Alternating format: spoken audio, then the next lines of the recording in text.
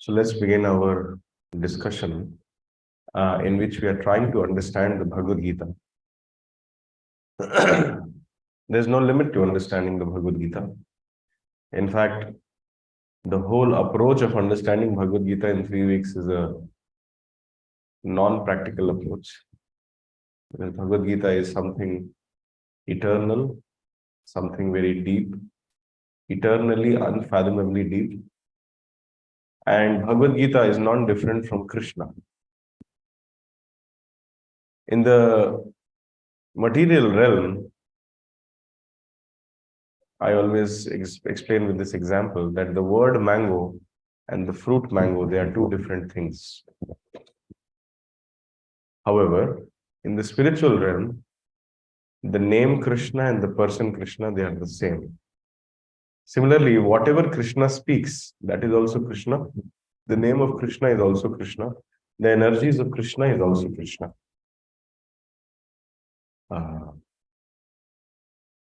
So the Bhagavad Gita is not different from Krishna. Now, a question to all of you. Can we understand Krishna in 3 weeks? So the rhetorical question is, can we understand Bhagavad Gita in 3 weeks? But we can always try. We can make an attempt to scratch the surface. So before I begin my discussion, I'm offering my humble obeisances and my respectful obeisances to all my teachers who have taught me everything which I know. And I'm seeking their blessings by chanting some pranam mantras. Those who know, they can repeat with me softly without creating a disturbance for the person who is chanting. And those who don't, just try to hear it very attentively. Om Ajnana-timirandhasya Jnananjana Shalakaya Chakshurunmilitam Yena Tasmai Shri Gurave Namaha Shri Chaitanya Manobhishtam Sthapitam Yena Bhutale Swayam Rupaha Kada Mahyam Dadati Swapadantikam Vandeham Shri Guruho Shri Yuta Padakabalam Shri Gurun Vaishnavamscha Shri Rupam Sagrajatam Sahagana Raghunathanvitam Tam Sajivam Sadhuvaitam Savadhutam Parijana Sahitam Krishna Chaitanya Devam Shri Radha Krishna Padam Sahagana Lalita Shri Vishakhanvitamscha He Krishna Karuna Sindho Dinabandho Jagatpate Gopesha Gopika Kanta Radha Kanta Namostute Tapta Kanchana Gaurangi Radhe Vrindavaneshwari Vrishabhanusute Devi Namami Harite Vancha Kalpatarubhyascha Kripa Sindhubhya Evacha Paditanam Pavanebhyo Vaishnavebhyo Namo Namaha Jaya Shri Krishna Chaitanya Prabhu Nityananda Shri Advaita Gadadhar Shri Vasadi Gaura Bhaktivinoda Hare Krishna Krishna Krishna Hare Hare Hare Rama Rama Rama Hare Hare Namo Vishnu Padaya Krishna Pristhaya Bhutale Srimate Bhakti Vedanta Swaminiti Namine Namaste Saraswati Deve Gauravani Pracharine Nirvishesh Shunyavali Paschatya Deshatarine Mukam Karoti Vachalam Pangam Langhayate Girim Yat Kripa Tamaham Vande Shri Gurum Dinataranam Paramananda Madhavam Shri Chaitanya Ishwaram Hari Om.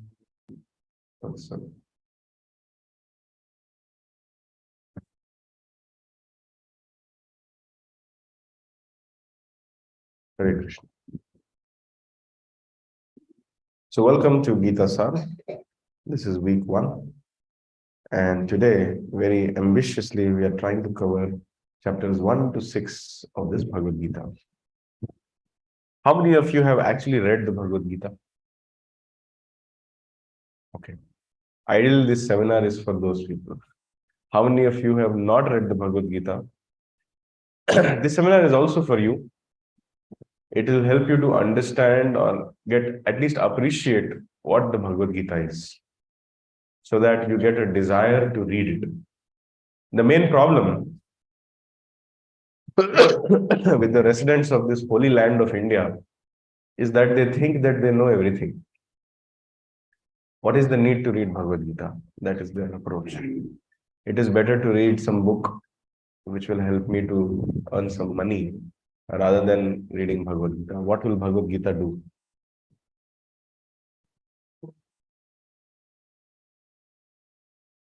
So there's no point reading the Bhagavad Gita. Bhagavad Gita doesn't teach me how to fill my belly. Bhagavad Gita doesn't give me employment. Bhagavad Gita doesn't help me in getting some increment in life. So why to read? Today we will prove how Bhagavad Gita is relevant to everybody and how it is more necessary than your course books, syllabus books, and other professional books.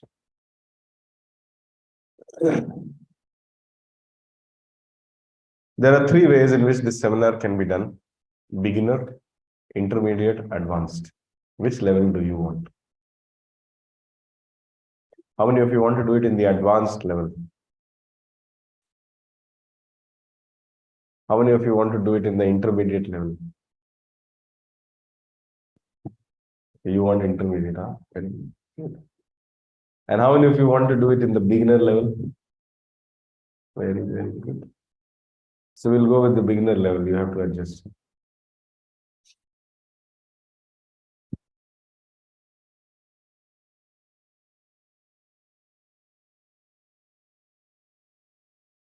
Okay. This Bhagavad Gita is being compared to a jewel box by one of the great authorities of Bhagavad Gita, known as Vishwanath Chakravarti Thakur. He gives the example, just like when a queen or a king comes, they are surrounded by a group of servants who are walking ahead of the king, a group of servants who are walking behind the king, and in between the king is there or the queen is there. Why do they do this? Like when Modi comes or some chief minister comes, why they have a caravan ahead of him and why they have a caravan behind him, and in the middle they keep the main important VIP. Why do they do this? Any idea? Safety. Sorry? Protection, safety. Any other answer? To let others know some very important person is coming. Very good. I got two very good reasons. Safety and to let others know some important person is coming. Any other reason?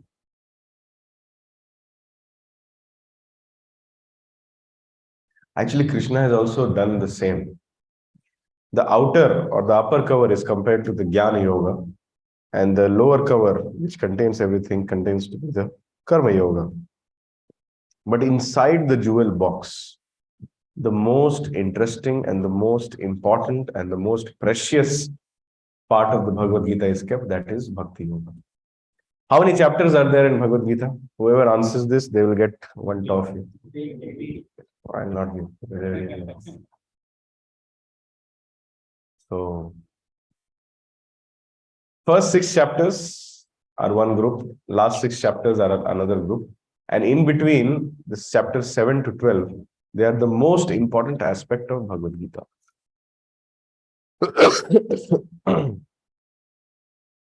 So that has been hidden by Krishna in the middle, because Krishna knew that some unscrupulous commentators will make an attempt to comment upon the Bhagavad Gita and make it their claim to fame.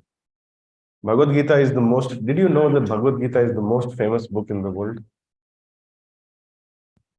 Nobody reads it very seriously, but it is the most famous book of the world.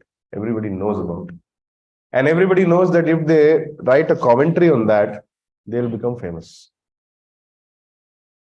So it is their claim to fame. They want to write some unscrupulous commentary, wriggle out some other meaning which is not originally intended by Krishna or the Acharyas.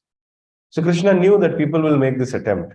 So in order to save bhakti from the onslaught of unauthorized commentators, he put it in the middle. And in the first 6 chapters, he put all that bewildering stuff, which will be sufficient intellectual kick for the unscrupulous commentators. So generally, these unscrupulous commentators who are not coming in Guru Shishya Parampara, they get stuck in the first 6 chapters and their Bhagavad Gita is finished there only.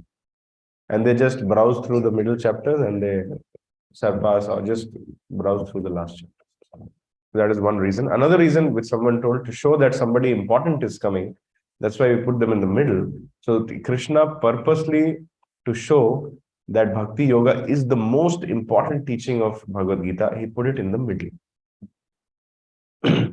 So basically, unalloyed devotional service rendered by a devotee with a desire to please Krishna. That is the ultimate message of Bhagavad Gita.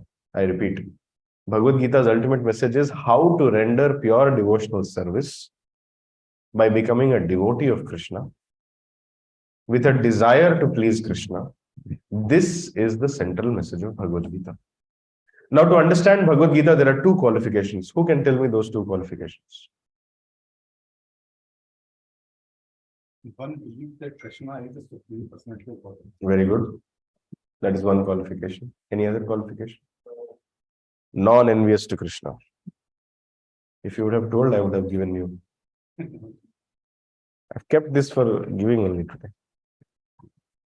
So there's a very nice verse. Sa evayam mayatedya yoga proktah puratana bhakto si me sakha chethi rahasyam hiyada uttamam. One needs to believe first that Krishna, or not just believe, accept that Krishna is the supreme personality of Godhead. If somebody is thinking that Indra is the supreme personality of Godhead, or Chandra, or Varuna, or Shiva, or Durga, or Kali, etc., then they cannot understand Bhagavad Gita.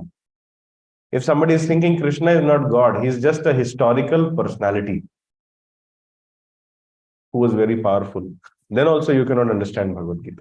You have to accept that Krishna is Bhagavan, because Ved Vyas writes, Shri Bhagavan Vacha. If you cannot understand this one point, then if you study Bhagavad Gita 50,000 times, you will not understand. Second, first is, you have to be a devotee of Krishna and accept Krishna as the supreme personality of God. Second, you have to have a non-envious mentality towards Krishna. You have to understand that Krishna is God, you are not God, you can never become God, and your dharma is to serve Krishna in a friendly disposition, in a non-envious way. If you are asking questions, Krishna is enjoying so much with the gopis, I can also enjoy. If you are thinking Krishna is doing this, I can also do this, then you cannot understand Bhagavad Gita. Because you are not in a position to imitate Krishna. If you really want to imitate Krishna, first lift the Govardhan hill. Try doing that. If you are unable to do that, then forget about doing other things which Krishna did. So we have to first become devotee of Krishna and become non-envious of Krishna. Only then we can understand the Bhagavad Gita. If these two qualifications are not there, there's no point. Okay? What are the topics of the Gita? There are 5 topics of the Bhagavad Gita. Who can tell me the 5 topics? Let me test if someone knows or not. Oh, it's written there. Oh. What are the 5 qualities or the topics covered in the Bhagavad Gita?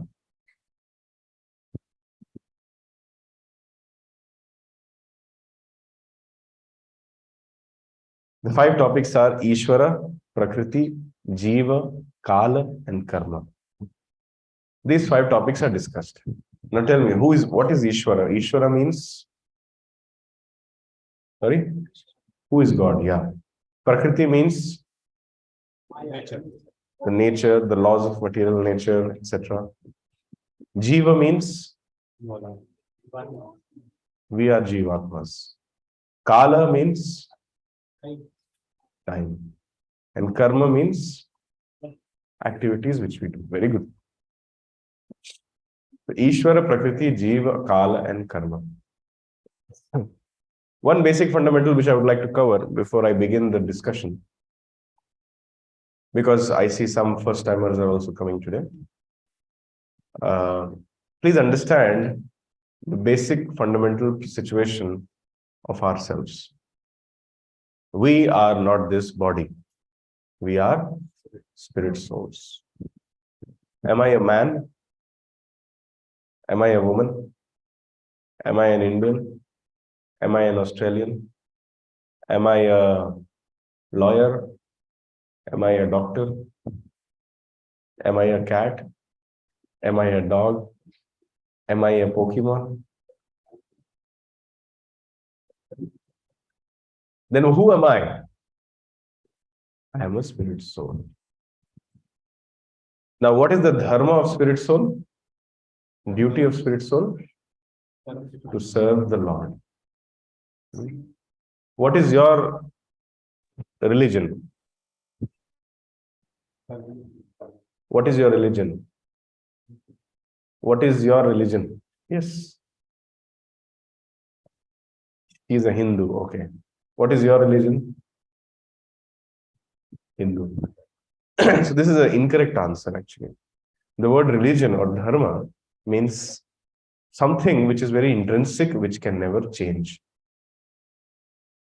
Now, someone can give you 9.5 lakh rupees and try to make you a Christian. That's the rate these days. Overnight, you can become a Christian. Correct now. You have some shortage of money, someone will come and tell you, Lelo, become Christian, you will become. But then that cannot be dharma. Dharma means that which is sanatan, which never changes. With time, with place, and with circumstances, it doesn't change. That is your intrinsic nature. So your intrinsic nature is to serve. Jivera Swarup hai Krishnera Nityadas. We are all serving someone all the time. Somebody is serving their family. Somebody is serving their boss. Somebody is serving their community. Somebody is serving their country. Somebody is serving their false ego. Somebody is serving their bad habits. Somebody is serving their cat, dogs, and somebody is serving their Pokemons. We are all serving someone, but we are not happy because we are not serving Krishna. Just like when you water the root of the tree, the entire tree becomes nourished. Similarly, by serving Krishna, all other services are fully accomplished. So we are spirit souls and our dharma is to serve God. This much clarity, if everybody has, I can begin my discussion. Any disagreement, any questions? Okay. Chapter 1, get ready. Be ready to take your notes. Chapter 1 is called as Observing the Armies. Dhritarashtra is asking Sanjaya. Please repeat with me. Dharma kshetre kurukshetre samavetaya yutsavaha mamaka pandavaschaiva kimma kurvata Sanjaya.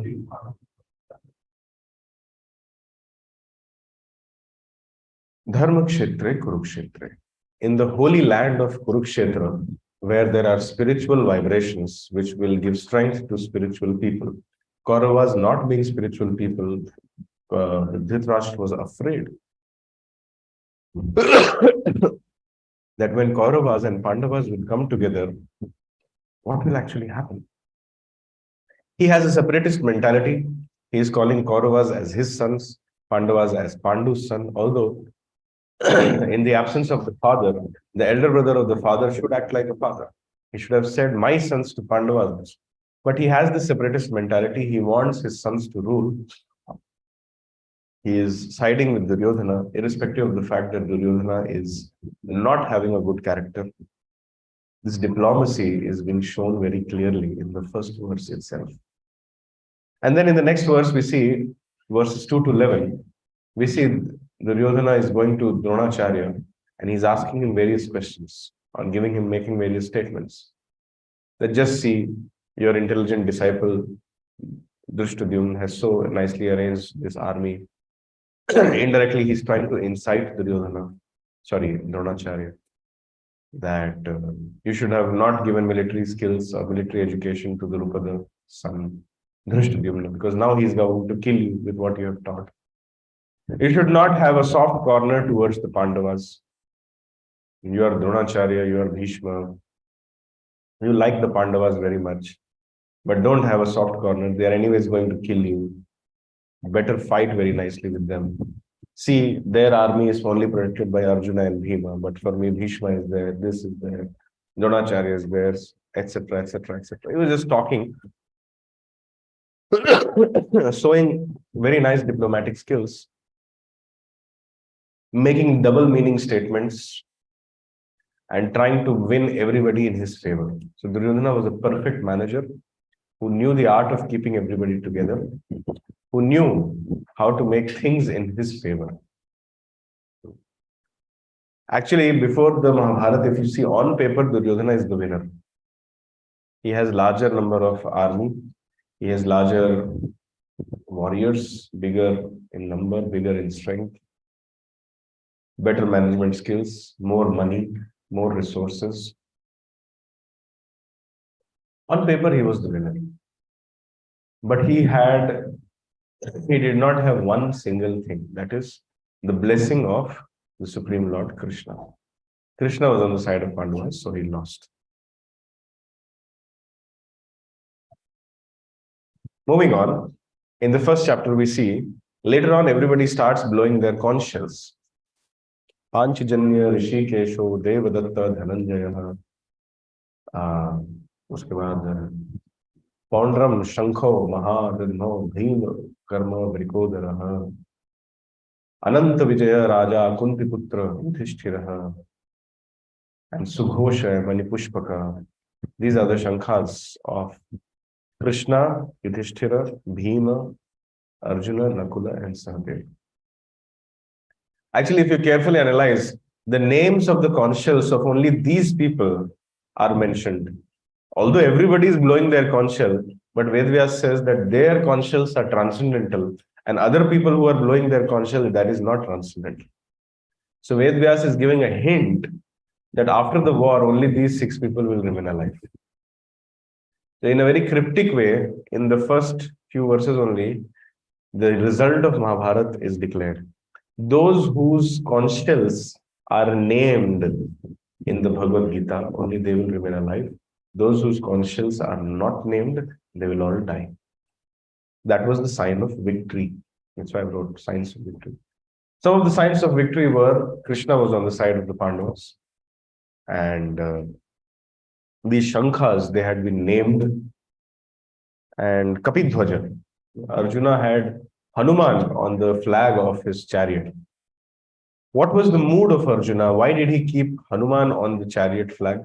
Anybody knows?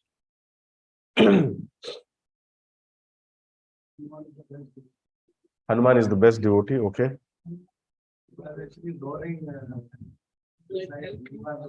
Yes, very, very nice. When Bhim is roaring, so he was also good.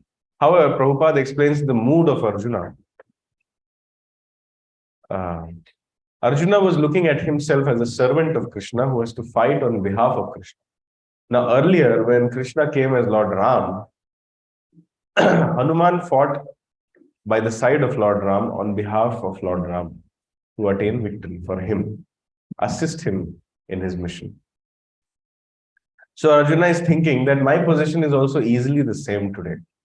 You had to fight for the Lord, I also have to fight for Krishna. Lord wanted that battle then, Krishna wants this battle now. So you have done it earlier, so you are my teacher, you are my Acharya. I want to take your shelter so that the excellent way in which you did it for Lord Ram, I should also do it in an excellent way for Krishna. This was the mood of Arjuna, why he put Hanuman. That's why Hanuman is called as Arjuna's chariot is called as Kapidhwaja chariot. These were the signs of victory. And then Arjuna said to Krishna that please take me in the middle. I want to observe the armies, see which kings have sided the evil-minded son of Dhritarashtra. And I want to analyze both the armies. Now Krishna, this is the entry of Krishna in the Mahabharata, or in the, not Mahabharata, in Bhagavad Gita. He being Bhaktvatsala, so dear to the heart of Lord Krishna, that he is ready to become a chariot driver also. Now, being a chariot driver is not a very sought after position, but he has done it out of love for his friend Arjuna. So Arjuna is taken in the middle of the battlefield, And Arjuna sees both the armies, and we all know he gets perplexed by bodily consciousness. He starts seeing his friends, his relatives, his nephews, his uncles, and then he starts becoming weak in heart, weak in his consciousness. The Gandiva starts slipping out of his hands. He sits down in the chariot, starts crying. Now, Arjuna knew that it was his right to fight. But now he was thinking whether it is right to fight. This was the thought process of Arjuna. And Arjuna, being a very nice, a learned person, he gave some very nice reasons also why he should not fight. Shloka number 28 to 46 lists down the reasons. Number one, compassion for friends and relatives. They are my friends. They are my relatives. How can I kill them? I can kill the enemies, but not my friends. If I kill them, then whom will I enjoy with later on? After killing them, what will I get? A huge planet to rule. But whom will I enjoy with? Fear of sinful reactions. If I kill them, I'll get a lot of sins. And destruction of family traditions. Interestingly, Arjuna also talks about destruction of family traditions. Why should a warrior in the battlefield be worried about family traditions? Can someone tell me? So, when the fight happens and the men will be killed, then there's a chance that women will not get protection. That can destroy. Nobody will think then that tradition. Okay. Then what? Nahi sikhaya, nahi sikhaya. Then It'll lead to unwanted progeny, correct? Yes. Oblations to forefathers will stop. Social projects, family projects will stop.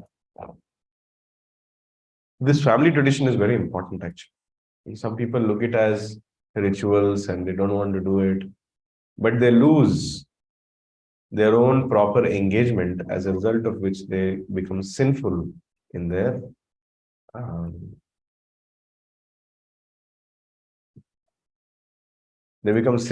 disposition.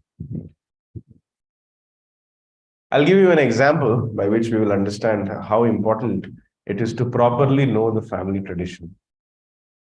Why family traditions are being made fun of? Because people do not understand the scientific nature of these family traditions. So there was a woman who was marrying her daughter.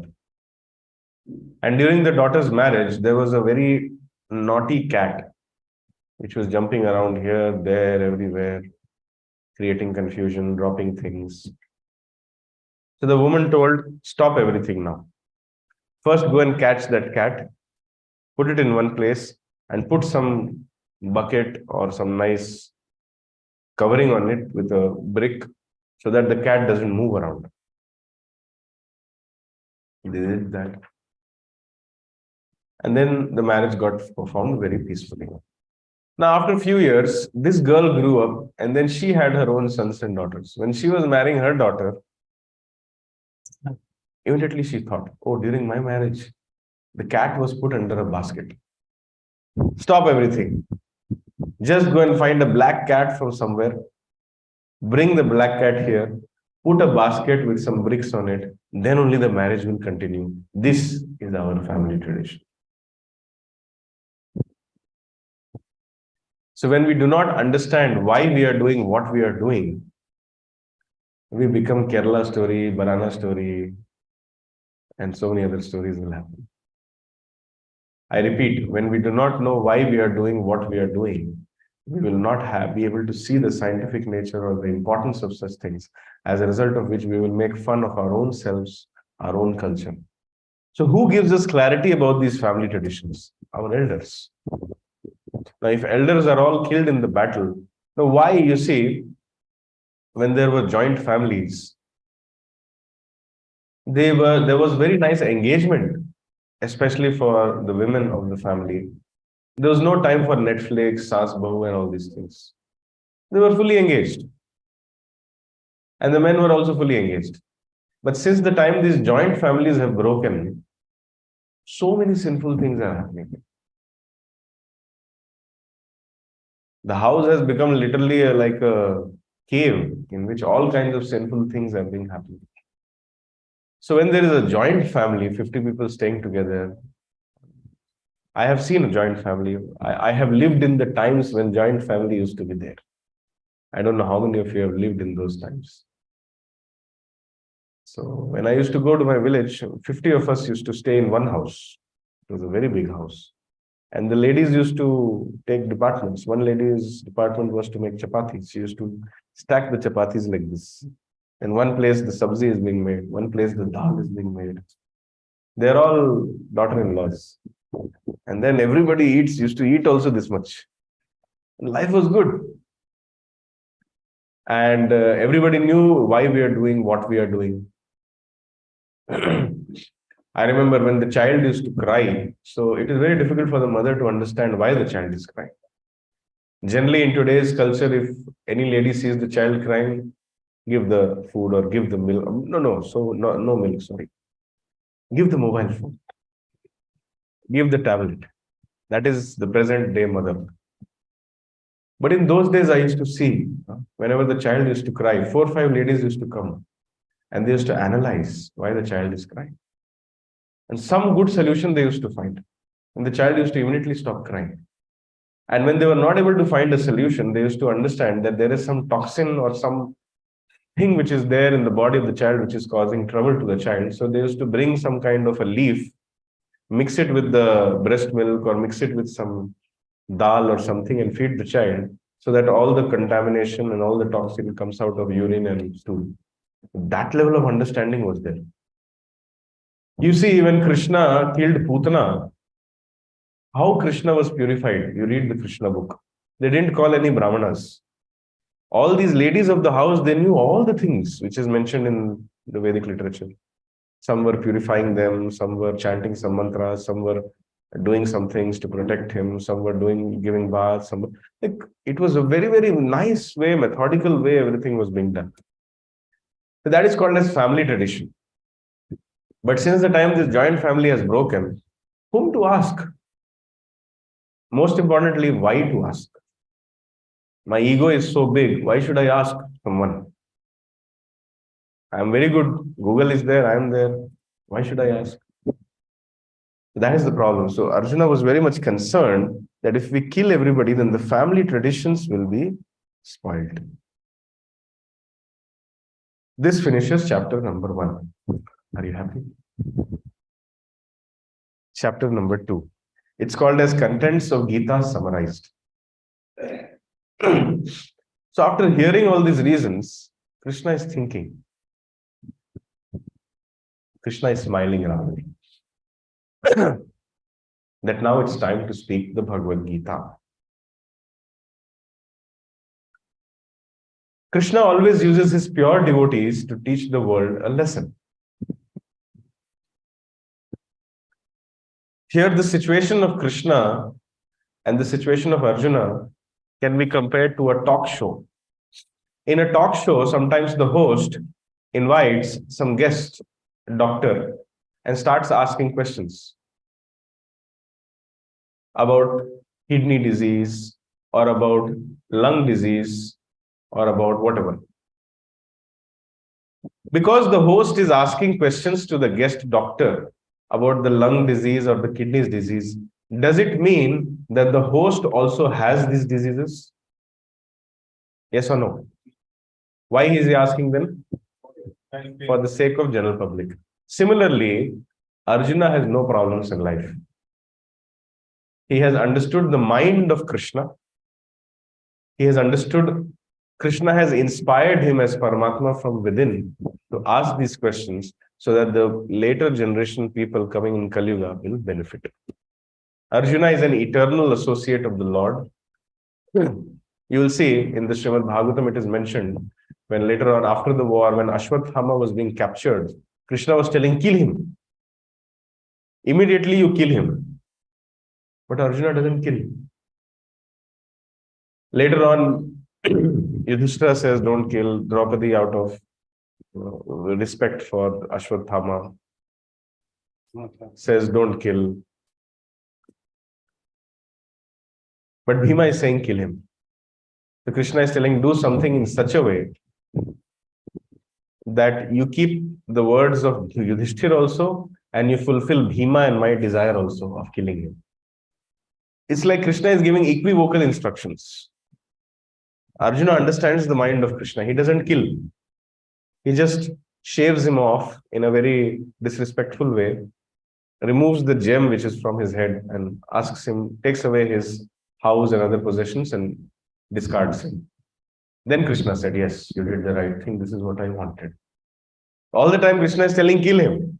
But Arjuna is able to understand the mind of Krishna, that Krishna actually does not want Ashwatthama to be killed. So that is the level of intimacy which Arjuna has with Krishna. So he has no problems, but he is asking these questions just for us to benefit. He knew that one day GITA SAAR will happen. Okay, so he was asking. So Krishna is smiling and he is telling Arjuna that how has these impurities come upon you? They are not befitting a man who knows the values of life. They lead to infamy and they don't lead to higher planets. At this point of time, Arjuna did something which most of us fail to do. We fail to accept our shortcoming. Our education system is such, our society is such that if I do not know something, I'm put to shame. If I don't know some answer, people will laugh at me. If I make a mistake, people will make fun of me. The idea that it is okay not to know, it is okay to make a mistake, it is okay not to be perfect, it is okay to be a stupid. This conception only is not there in the Indian society, present day Indian society. Because of which, now even if somebody is wrong, they hide it. Even if somebody doesn't know, they'll say, Humko malum. I've read the Bhagavad Gita. But Arjuna was not in that category. He allowed someone's instructions to positively change his life by surrendering to a guru. He accepted that I need help. How many of us are more qualified than Arjuna? So if Arjuna needs help, definitely I also need help. Who can say that I don't need help? Please raise your hands. Nobody can say that. Think about a field in which you are very good at and say that, yeah, in this field I don't need help. I am the absolute authority. It is not possible. So therefore, Arjuna does something because of which he has become famous for the rest of eternity. Please repeat with me. Karpanya dosho pahata svabhavaha Prichhami tvam dharma sammudha chetah.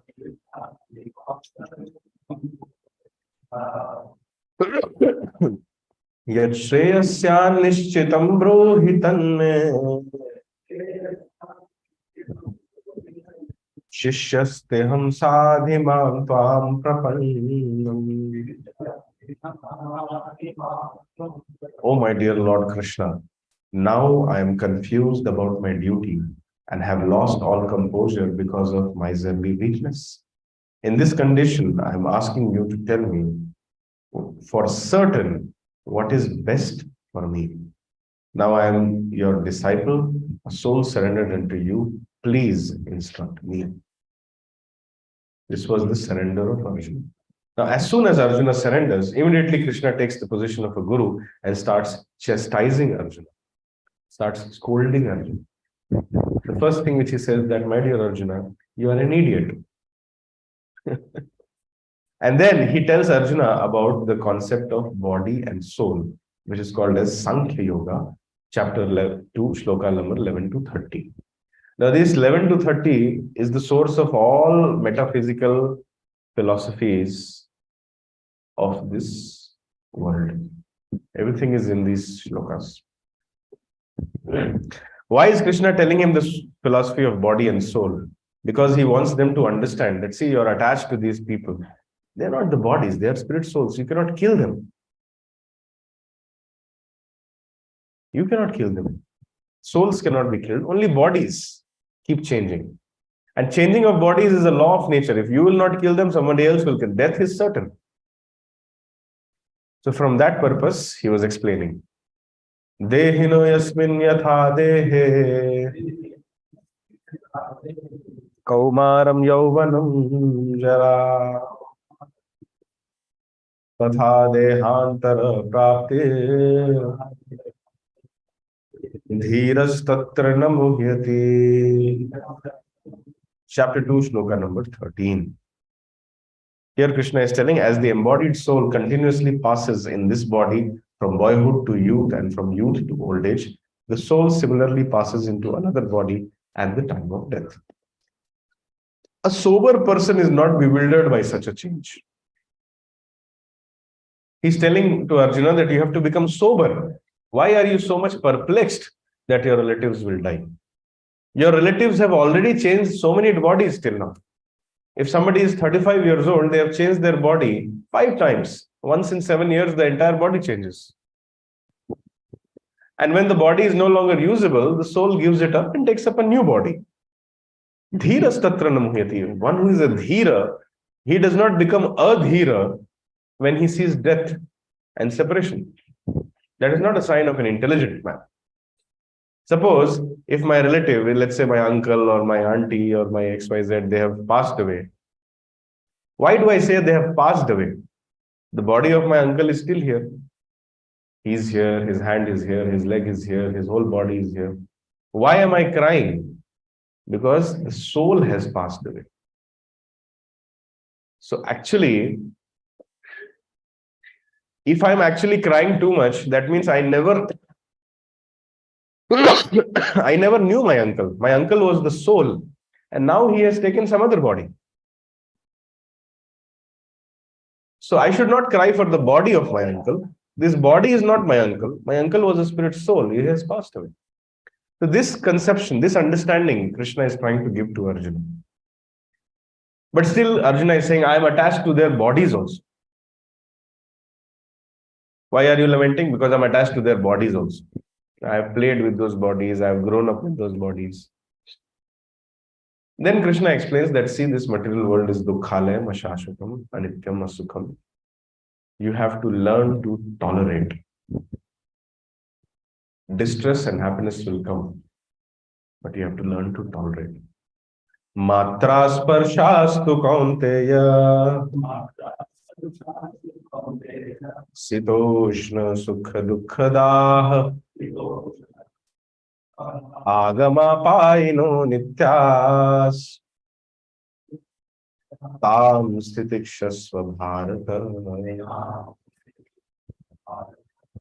O son of Kunti, the non-permanent appearance of happiness and distress and their disappearance in due course are like appearance of winter and summer seasons. They arise from sense perception, O scion of Bharata, and one must learn to tolerate them without being disturbed. How many of you become very happy when summer comes? You become very happy. How many of you become very happy when winter comes? How many of you become very sad when summer comes? Where is your hand? How many of you become very sad when winter comes? Please take note, I always use the word very happy and very sad, not just happy. Nobody cares actually. Summer, winter is coming and going. So similarly, happiness and distress in life are like that. They will come, they will go. One has to learn to tolerate them without avoiding their duty. Prabhupada gives a very nice example of a lady cooking. He says, when the lady enters the kitchen to cook in front of the stove or in front of the cooking equipments, in winter it is nice. It is cold and she is sitting in front of the heat. But in summer, she tolerates and continues doing her duty. Another example which Prabhupada gives is having bath. In the month of summer, when you put the cold water on your head, you feel like this mug, why the water is ending? It should continuously keep falling. Now you feel irritated. Why this bucket is so small?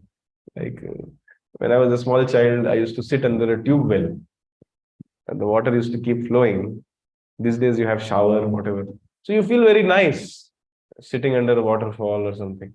But the same waterfall, you sit under it in the winter season, it will be so torturous. So Krishna is saying this is because of sense perception. A sober man, a man who knows his duty, tolerates this difficulty of having bath in winter and pleasure of having bath in summer, treats them without any preferences, continues doing them and continues his duties. This is very important to survive or live a meaningful life in this world. Learn to tolerate. Not all problems can be solved. Learn to tolerate.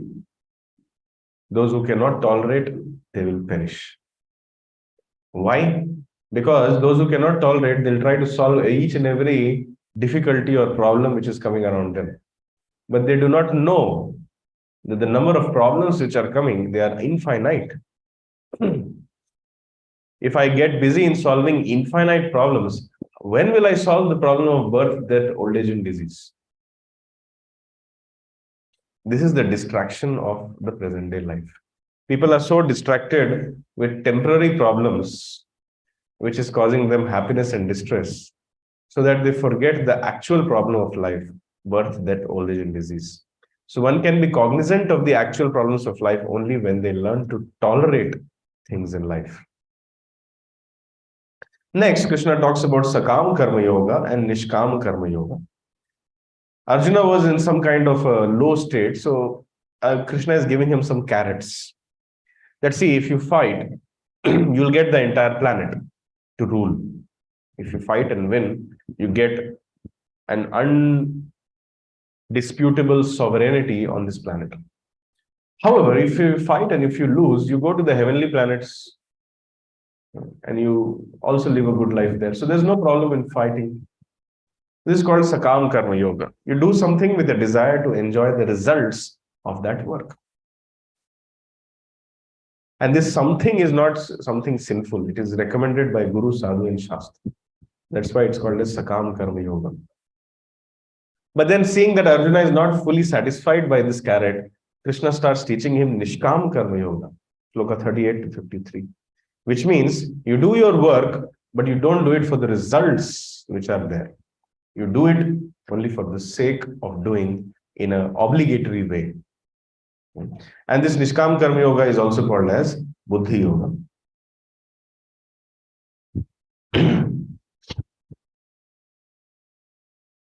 So there is a very nice verse which summarizes the entire Nishkam Karma Yoga. Vyavasayatmika buddhir ekeha kurunandana bahushakha hyanantascha buddhayo vyavasayina. Those who are on this path are resolute in purpose and their aim is one. O beloved child of Kurus, the intelligence of those who are irresolute is many branched. So as the chapters progress, in today's session also you'll see the definition of Nishkam Karma Yoga will keep getting more and more advanced. So now the definition which Krishna is giving is that you do not be multi-branched in your intelligence. Don't think of so many things. Mam anushmada yudhyacha. Just think of me and fight. Don't think about so many other things.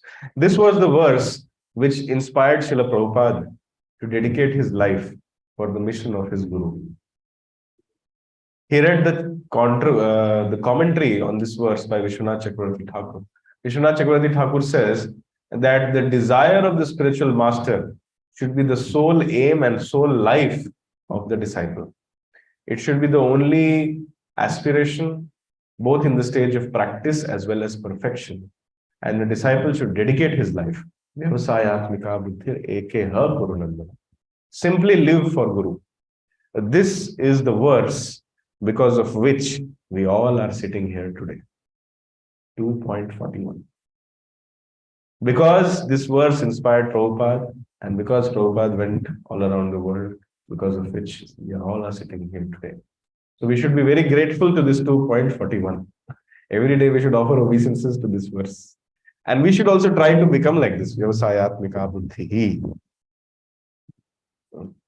However, so what happens to you when you start following this verse? You become a sthita pragya. How many of you know the meaning of sthita pragya? Equipoised, one who is very equipoised. Can you give me an example of sthita pragya? Somebody whom you know, or something which you know, or something like that.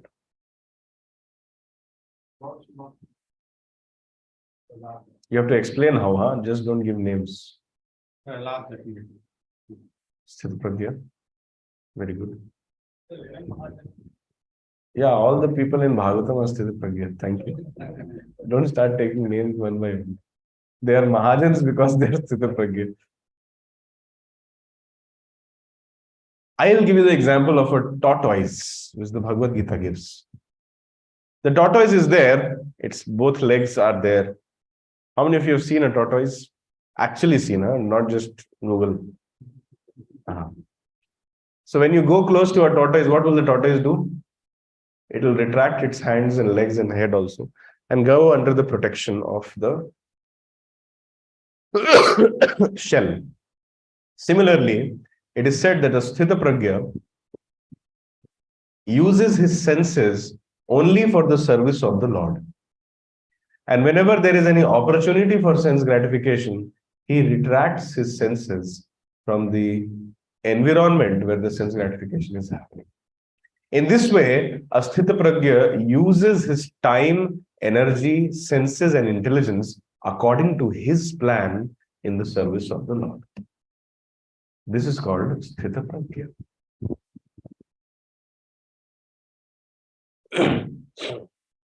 Srila Prabhupada was a Sthita Pragya.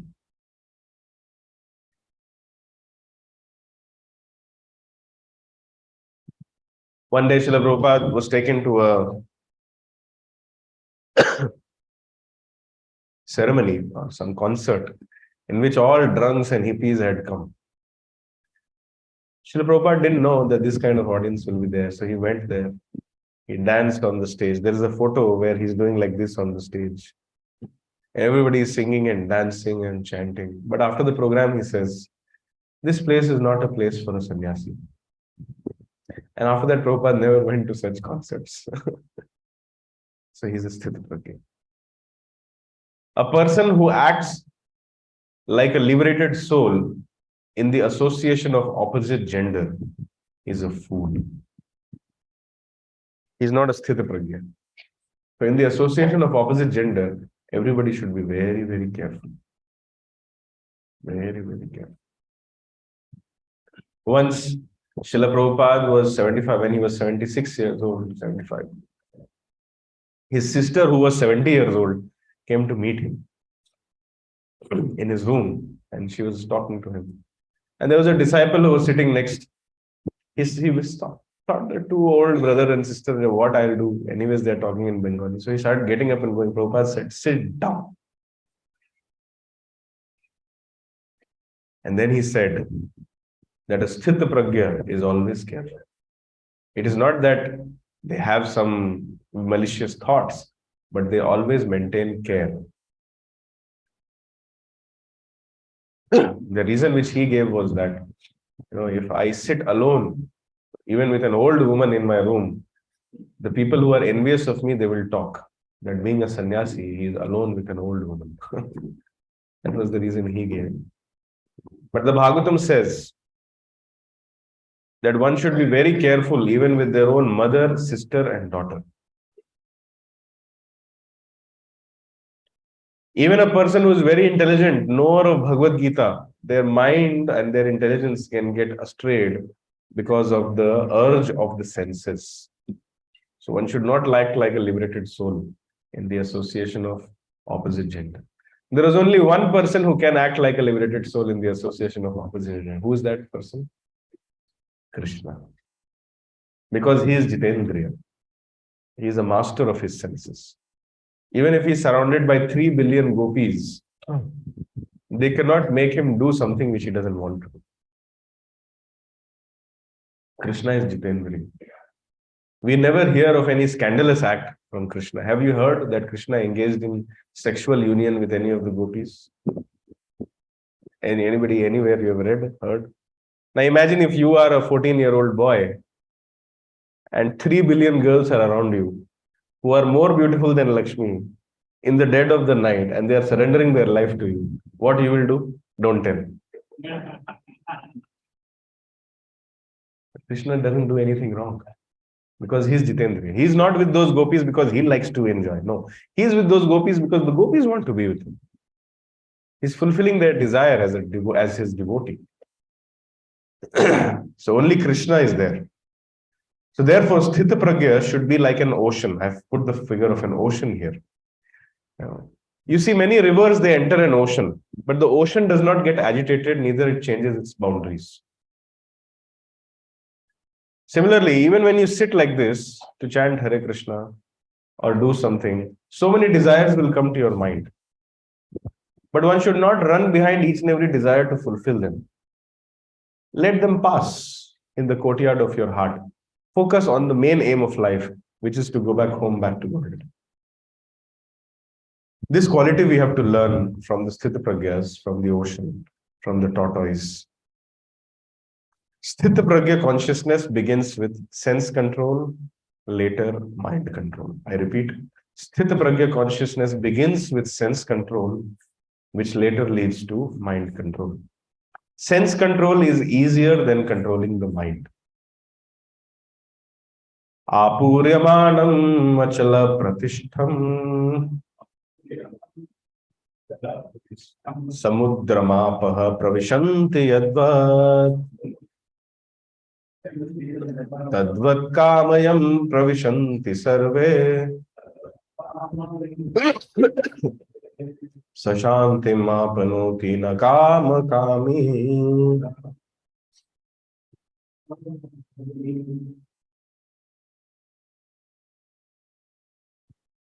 A person who is not disturbed by the incessant flow of desires that enter like rivers into the ocean, which is ever being filled but always is still, can alone achieve peace. And not the man who strives to satisfy every desire which comes in their mind.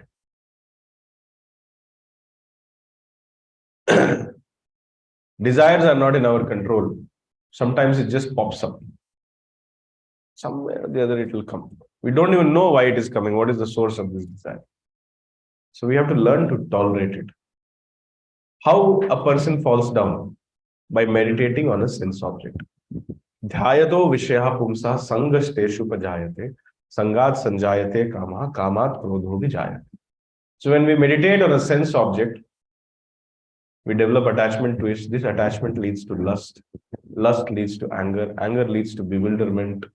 That leads to loss of memory. Loss of memory leads to loss of intelligence. And loss of intelligence leads to sinful activities. So we have to learn to tolerate desires. It is not that one who is a sannyasi or a brahmachari, they do not get desires. No, they do get. But they have learned how to channelize it in the right way and learn to ignore it. The difference between a person who is sense controlled and not sense controlled is the person who is sense controlled has learned to channelize his desires in a positive way.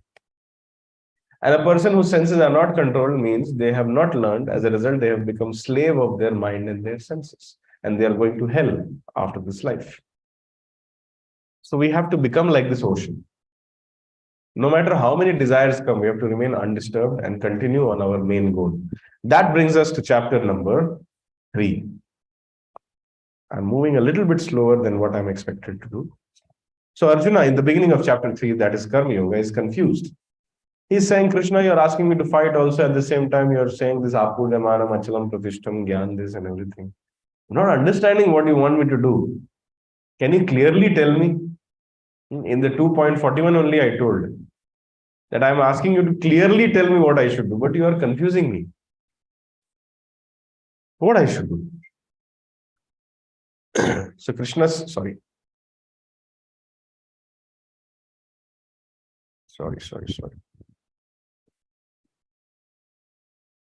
So Krishna is saying to do Nishkam Karma Yoga. Again, a new definition or a much evolved definition. Nishkam Karma Yoga is better than Gyan Yoga for Arjuna. Now, what is Gyan Yoga? When your heart has become purified by transcendental knowledge and by the practice of humility, you have lost the doership mentality. That is the stage when you should know you are fit to do Gyan Yoga. Gyan Yoga means just sitting in one place and thinking and analyzing the material nature, the world, the pastimes of the Lord, etc. That is not easy. That is not at all easy. It requires a lot of maturity and stability in spiritual life to just sit in one place. It is not easy to sit in one place. Some people tell that, hey, they tell me that you've wasted your life, you're just sitting in temple, useless fellow, couldn't do anything in life. One day, one of my relatives was telling me like that. I said that, see, if you can come to the temple and stay for 2 days, I'm ready to become your servant for the rest of your life. He could not stay for 2 days in temple also. Half a day only he ran away. So the main problem is the mind. If you cannot know how to channelize and stabilize your mind, immature renunciation will be a problem and a disturbance for the society. Why we hear names of Dera Sacha Sauda and all such places? Because those people, they were not mature in their spiritual life. They had not read the Bhagavad Gita properly. They were not devotees of the Lord. And they took this renunciation or this renounced order of life prematurely, because of which they became a disturbance to the society. And people lost faith in the renounced order because of such people. So Krishna saw Arjuna's condition. He was not fit for Jnana Yoga. He was a politician, a worldly man, statesman. Being in such a situation, how can one do Jnana Yoga? So he said, you do Nishkam Yoga, Nishkam Karma. But Nishkam Karma Yoga, he should do as an offering to Krishna. Because any work which is not done as an offering or a sacrifice for Krishna or Vishnu creates bondages in this material world and will force you to take birth again. So work has to be done as a sacrifice for Krishna. This is the new definition of Nishkam Karma Yoga, or an evolved definition of Nishkam Karma Yoga, which Krishna gives in the beginning of 3rd chapter. Yajñarthat karmano anyatra loko yam karma bandhanaha tadartham karma kauntaya mukta sangha samacharaha. Work done as a sacrifice of Vishnu for Vishnu has to be performed. Otherwise, work causes bondage in this material world. Therefore, O son of Kunti, perform your prescribed duties for his satisfaction, and in that way you will always remain free from bondage. Prabhupada explains this very nicely, that one man is trying to make a house for himself and another man is trying to make a temple for the Lord. Both of them are going to collect cement, both of them are going to collect bricks, both of them are running around the municipality to get NOC. Both of them are talking for funds, both of them are trying to deal with the laborers. But after making this one house, one person is going to remain eternally in this material world, attached to the house, taking birth as a snake or a cobbler in the next life near that house. And the other person, simply by making the same house, is going back home, back to God. Why? Because one person is doing it as a sacrifice or as an offering to Krishna, and another person is doing for his sense gratification. So there is only one thing which is between you and Krishna. That is our desire for sense gratification, our desire for enjoyment. If we can give up this desire for sense gratification and understand that Krishna has to enjoy. Krishna is the proprietor of everything. Krishna is the supreme lord of all planets and demigods. And he is my best well-wisher. If I can understand this, then my path, back to God, is fairly simple. My main problem is that I'm trying to enjoy something which doesn't belong to me. So in that way, Krishna gives some more references where he says that advanced Nishkam Karma Yogi, he may not have a desire to do something, but still he does it just to set a good example in the society.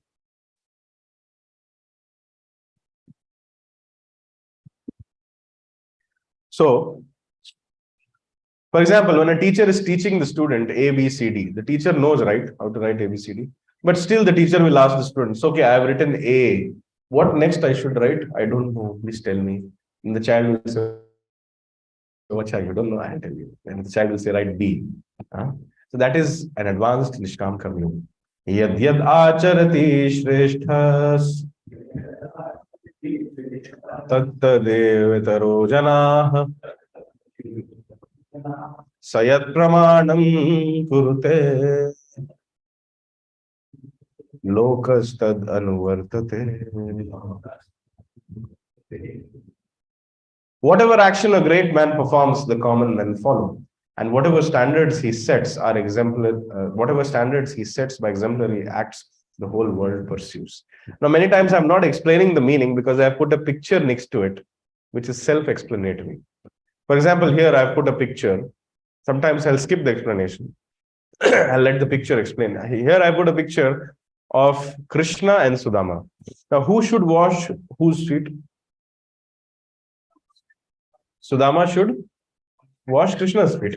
But what is Krishna doing? He's doing the opposite, just to set a right example in the society. Krishna in this form, or Krishna in this existence, was a Kshatriya.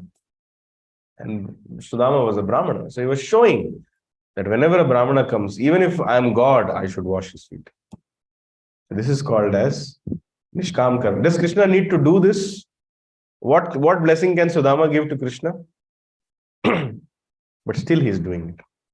This is called Nishkam Karma Yoga. However, Nishkam Karma Yoga attains its perfection when we do it for Krishna. Mai sarvani karmani sanyasya dhyatma chetasa nirashir nirmamo bhutva yudhyasva vigatajvaraha. In this verse, Krishna gave a glimpse of Bhakti Yoga. This is the first verse of the Bhagavad Gita which gives you a glimpse of what is Bhakti. Therefore, O Arjuna, surrendering all your work unto me, with full knowledge of me, without desires for profit, with no claims of proprietorship, and free from lethargy, just fight for me. Krishna is telling me, do everything for me. This is the glimpse of Bhakti Yoga. Basically, Krishna is telling, be detached from the results of the work. Be detached from the work also in general. Do it just as an obligatory duty. However, be attached to me. You cannot become detached without removing your attachment from the present existence and getting it to Krishna. How you can get detached from this world? Right now, I'm attached to this world. When I become attached to Krishna, then I become detached from this world. So detachment is only possible when you get attached to Krishna. So Krishna is telling to Arjuna that now you get attached to me. Do it for me. Don't do it for profit or loss or with any desire or claim of result. Or do everything for me. Fight for me. Give up your lethargy and fight for me. This is the perfection of Karma Yoga.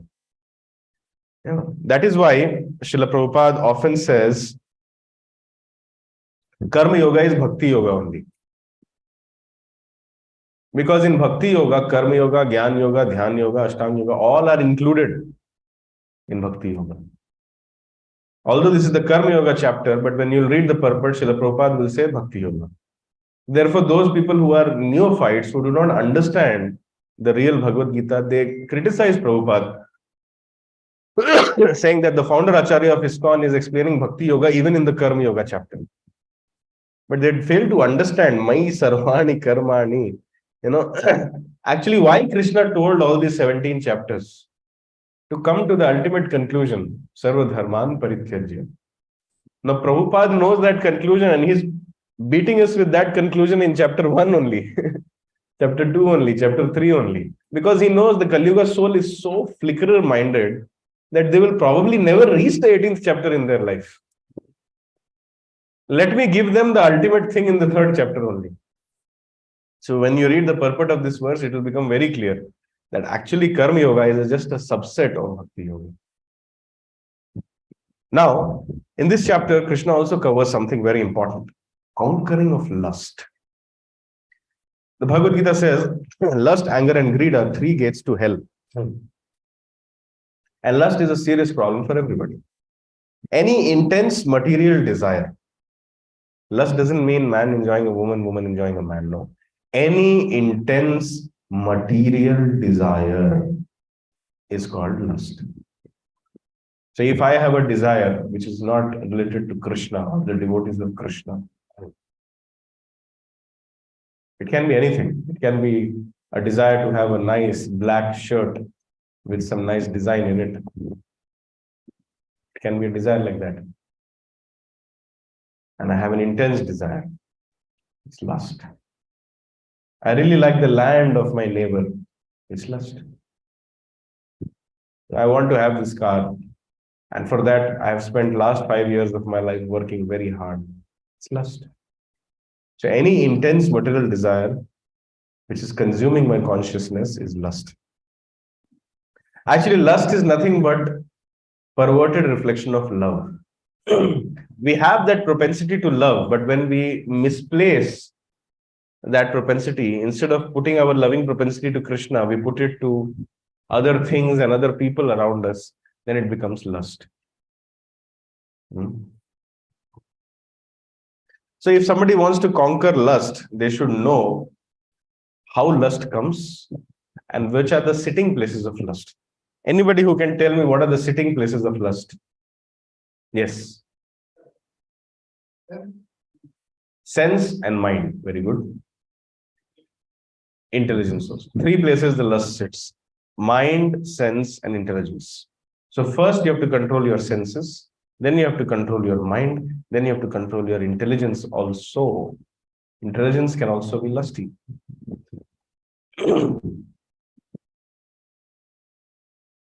So basically, we have to learn to study our mind, senses, and intelligence by instructions of the Bhagavad Gita. And how does this lust come? Shri Bhagavan Vacha Kama Esha Krodha Esha Rajo Guna Samudbhavaha Mahashano Mahapatma Vidya Enam Ihavairinam. Arjuna is asking Krishna that what is that force which is within me? I don't want to do sinful activities, but it forces me to do. So answer is this. Kama Esha Krodha Esha Rajo Guna Samudbhavaha Mahashano Mahapatma Vidya Iha Enam Ihavairinam. It is lust only, which is born out of modes of passion. Rajoguna Samudbhavaha, which is the all-devouring enemy of mankind. Mahashano Mahapatma. So one has to give up this lusty desires. Please remember, lust begins by meditation on sense objects. Dhyayato. That is why the Vedic literature recommends that one should not meditate on sense objects also. Matravat paradareshu paradravyeshu lostravat atmavat sarva bhuteshu yam pashyati sa pandita. Chanakya Pandit says that everybody should look at everybody, a man should look at every woman as his mother, except for his wife. Even a small girl is a mother. One day, I think some festival was going on. One small girl came. I addressed her as mother. And both the father and the small girl, they were like, this is a wrong place. We should leave. They immediately left. But they didn't know the culture. Similarly, others' property should be looked as garbage, kachra. Everybody should be treated on the spiritual platform. Atmavat sarva bhuteshu yah pashyati sa pandita. So in this way, we have to learn to save ourselves from lust. The eyes are not meant for seeing some blasphemous or some naked form or some dirty thing or enjoying someone's death. Recently, I saw someone was seeing that train accident again and again and smiling. So from eyes, sometimes we enjoy someone's death also. The eyes are not meant for all this. The perfection of eyes is to see Krishna. So use it in Krishna's service. The Vedic literature recommends that a sane man, even when they see two birds uniting, they close their eyes and look in another direction. This is Aryan civilization. This is Vedic culture. So we have to control the lust. This brings us to chapter number 4, which is called as transcendental knowledge. Are you all with me? Any questions, comments till now? One question. Yes. When Arjuna released Ashwatthama, he didn't kill him. And Ashwatthama again thrown arrow to Mitra's embryo. Is that a, I know the reason why he did because the Guru Putra and that is the right thing to. No, it is not the right thing to do.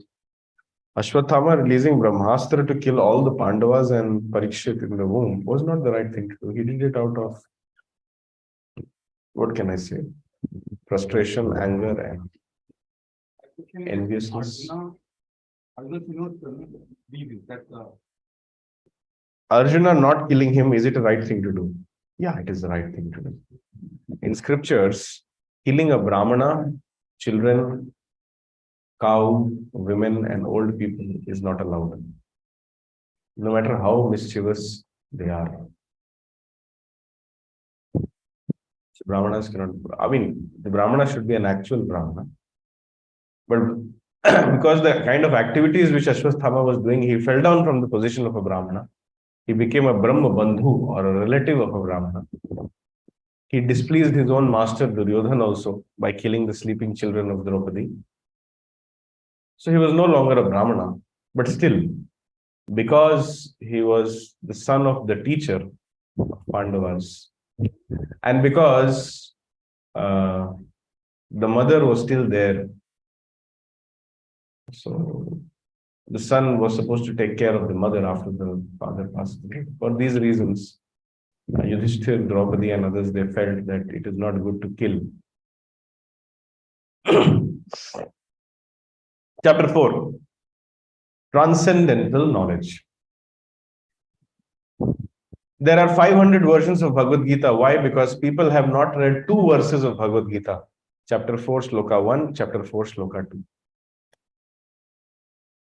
Who can tell me these 2 verses?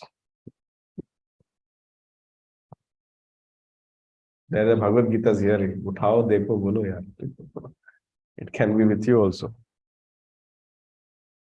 At least tell me what is the rough way, what is said in these 2 verses. Yes.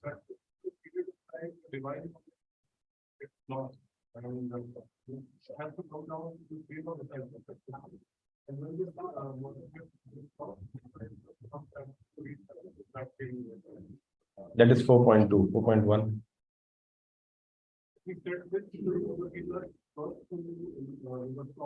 Yes. So the Bhagavad Gita was first spoken to Vivaswan. Imam Vivasvate Yogam Haruktavanaham Abhyayam. This Bhagavad Gita was first spoken to, see, the photo I have given, it's self-explanatory. Just to reduce my job as a teacher, Krishna gave it to Vivaswan.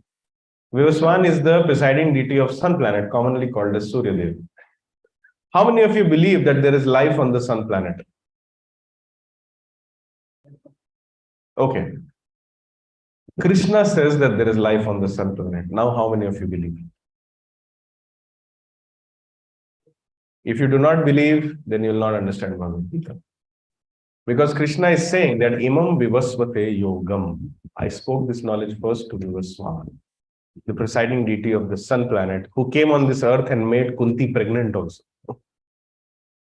What more proof do we want? It is our material's limited understanding of our so-called science and technology, which cannot even cure a snake bite properly these days. We say that the sun, a planet so much bigger than Earth, is nothing but a ball where only nuclear fission reactions are happening and hydrogen missiles are exploding. All this is a very stupid assumption. In the Bhagavad Gita, Krishna says that the soul is Sarvagataha, second chapter. A second, I forget which chapter, but Sarvagataha is the quality of the soul. That means soul exists everywhere. Even in fire, there is something called as fire bacteria. The volcanoes, 3,000, 4,000 degrees centigrade, there are living entities even in the lava of the volcano. So why is it difficult to believe that there is life on sun? It is beyond our imagination, of course. Here on Earth, the body is made of earthly elements, but on sun, the body is made of fiery elements. Earth, water, fire, air, ether. These are the 5 compositions. If you change the proportion, you get different kinds of bodies. And the scriptures say that Vivaswan is there. Hanuman went there and learned and came back. In fact, the scriptures say that there is Yamuna flowing on the sun planet, there is Ganga flowing on the sun planet, life is there, palaces are there, civilization is there, history is there. Even on moon, there is life. Now one may say, so many Chandrayans went, all we got was some rock and dust. The answer is, with full faith in the scriptures, I can say, nobody has ever gone to the moon. When Prabhupada said this, some of his disciples walked out. This old man has gone crazy. Moon landing was being shown on the television, and Prabhupada was saying this is false. It cannot be possible. And it is actually a fact. That first moon landing, there are so many controversies and so many physically laws of physics are not handled properly in that video. If there is no atmosphere on moon, how was the flag of USA fluttering on the surface of moon? And there are many such questions raised like that. Recently, I was talking to an old scientist from DRDO, and he has told me that I've been working for 40 years. And I know the kind of pressure which is there outside the orbit of the Earth. It is humanly impossible to make anything which will cross that. Then I said, what about this landing, that landing, this yan, that yan, Chandrayaan, Billiyan? He says, nobody knows where it goes. This is a DRDO scientist telling. Because the description of moon planet is something else. How many of you can go to USA without a visa? If you just decide that, oh, I have a plane and that plane can reach USA, so I will go USA. Will they allow you? They'll shoot you down. If you cannot go to a neighboring country on Earth planet only without proper visa and proper qualification, how you can go to another planet? The scriptures say that every resident of the moon planet lives for 10,000 years. That is their lifespan. Don't you think that they are more intelligent than you? More advanced than you? And don't you think that they'll be standing like this? Rajao, you made this Sputnik. Now you come because you made this. Their technology is also higher than your technology. So the point which I'm trying to say is that do not trust whatever is being told to you in newspapers. The scriptures give some other description of the moon planet. Actually, moon is farther than the sun also. Sunday, then Monday. So the temple of Vedic planetarium, which is coming in Mayapur, which will explain the universal cosmos based on the descriptions of Vedic literature, will be an eye-opener for the scientific community and the world in general. The claim which the temple of Vedic planetarium will make is that prove us wrong and show. And anybody who can prove what is written in Bhagavatam is wrong, what is written in Bhagavad Gita is wrong, it is not possible only. Because Vedic literature is far more advanced than scientific discoveries. It is based on, scientific discoveries are based on pratyaksha praman. Whatever I can see or hear or feel or touch or smell, that is my scientific discovery. Right now, as I'm speaking, there are 5 demigods sitting in this hall. How many of you can see? But does it mean that they are not there? Let me give a more common example. There are two ghosts also standing next to me. Yamdutas. ये speaker कब मरेगा? इसको लेके जाना है. Yamlok. How many of you can see? Yamraj is also sitting here. Just because we don't see the electromagnetic waves in this room doesn't mean that they don't exist. Our sensory perception is very limited, and our scientific knowledge is limited to our sensory perception. And truth is much beyond what we can possibly think and imagine. Forget about sensory perception.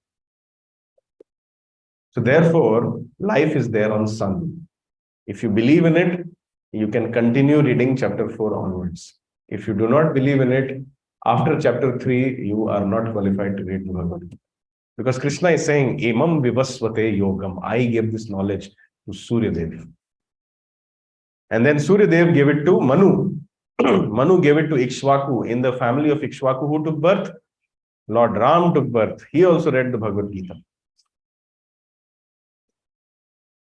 And then when this chain of knowledge was destroyed due to passage of time because of lack of preaching, then Krishna came personally to re-establish this line of disciplic succession through Arjuna.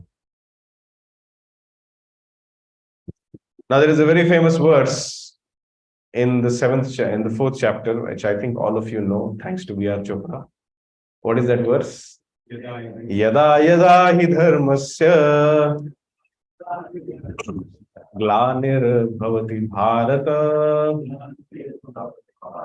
abhyutthanam dharmasya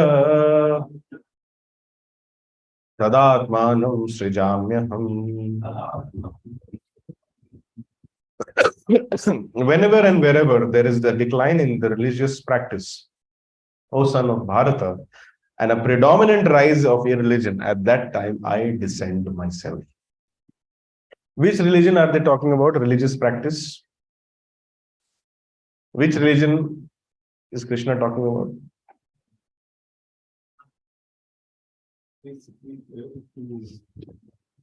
not God. Or Very good. Very nice. The dharma of the spirit soul is to serve God. Whenever in the name of economic development, in the name of social development, in the name of communism and socialism and nationalism and other things, when this basic responsibility is forgotten, that the aim of my life is to serve God, when this is forgotten, and there is a predominant rise of communism, socialism, and XYZism and thisism and thatism, that time Krishna descends. The dharma which Krishna is talking about is the eternal constitutional position of a spirit soul of being a loving servant of God. When the spirit soul gets bewildered and forgets this point, that the aim of my life is to serve Krishna, when they forget their dharma and they make their office dharma as their life, or they make their apartment dharma as their life, or they make the family dharma as their life, or they make their planet dharma, desh dharma, kal dharma, patra dharma as their life. They forget their dharma towards Krishna, then Krishna has to descend. So not only they have to forget, but at the same time there has to be a predominant rise of other adharmas, predominant rise of evil. Both have to happen. Human society has to forget their dharma of serving God, and everybody has to get engaged in adharma by predominant rise of irreligion. At that time, when nothing else is possible, when no Bhagavad Gita works, that time Krishna descends himself. Actually, Bhagavad Gita will work always, but people become non-receptive to Bhagavad Gita. How many of you are from Kolkata? Take 2 Bhagavad Gitas and try to distribute it on the road. Try. Take 1 year time. Tell me how many books you distribute. People of Kolkata, I'm not criticizing them. The way they are non-receptive, anything related to spiritual life. I have distributed books in various parts of the world, but I'm telling you, for when I go and do it in Kolkata, I pray to the Lord very piteously. People say, will you give it to me for 1 rupee? Why you are charging money? Bible is for free. They'll talk to you for half an hour and they'll say, I don't want. It's very discouraging as a book distributor. People are so dull and mundane to spiritual life, not only in Kolkata. I'm not trying to degrade, but Kerala. You go and give a class in Kerala, you crack jokes, they'll not laugh at your jokes also. You'll just keep sitting like this. And the moment you talk about Krishna, they'll start getting up. It's very difficult to preach in Kerala. Also, Tamil Nadu, these Mayavadis, this communism culture, wherever this communism culture is there, which all states have communism culture? West Bengal, Kerala, and some degree Tamil Nadu also. You cannot preach Krishna consciousness. This communism has a dominant rise of irreligion and they have forgotten their dharma. So very soon in these three states, yada yada hi dharmasya, Krishna has to come. How it will come? In the form of a devotee, or in the form of an acharya, or in the form of some, something. Something is going to happen. Because we can see predominant rise of irreligion. And people have forgotten their dharma. So Krishna has to come. West Bengal particularly is the land of so many. Yes. West Bengal is the land of God. Sri Krishna Chaitanya Mahaprabhu appeared there. Maya Shakti. This is Maya Shakti of the Lord. It has bewildered everybody. People don't want to be with Krishna. They don't want to serve Krishna. Krishna is so kind that he is fulfilling their desires. Plus this isms, communism, Marxism, colonialism. This isms is going to kill all of us one day. So therefore, what the people of these ism states should do? Janma karma chame divyam evam yo veti tatvatah tyaktva deham punarjanma naiti mameti so Arjuna. One who knows the transcendental nature of my appearance and activities does not, upon leaving the body, take his birth again in this material world, but attains my eternal abode, O Arjuna. So how to defeat the isms? Discuss the Janma and Karma of Krishna. Make them understand that Krishna's appearance is not like our Janma. During the book marathon last year on the Hope Farm Signal, I was distributing a book. I knocked a window of a car, and I was showing them the Krishna book and the Bhagavad Gita. The person who saw the book, he said that I will not take it. I said, why? He said that every human being is a sinner. And Krishna was born to human beings.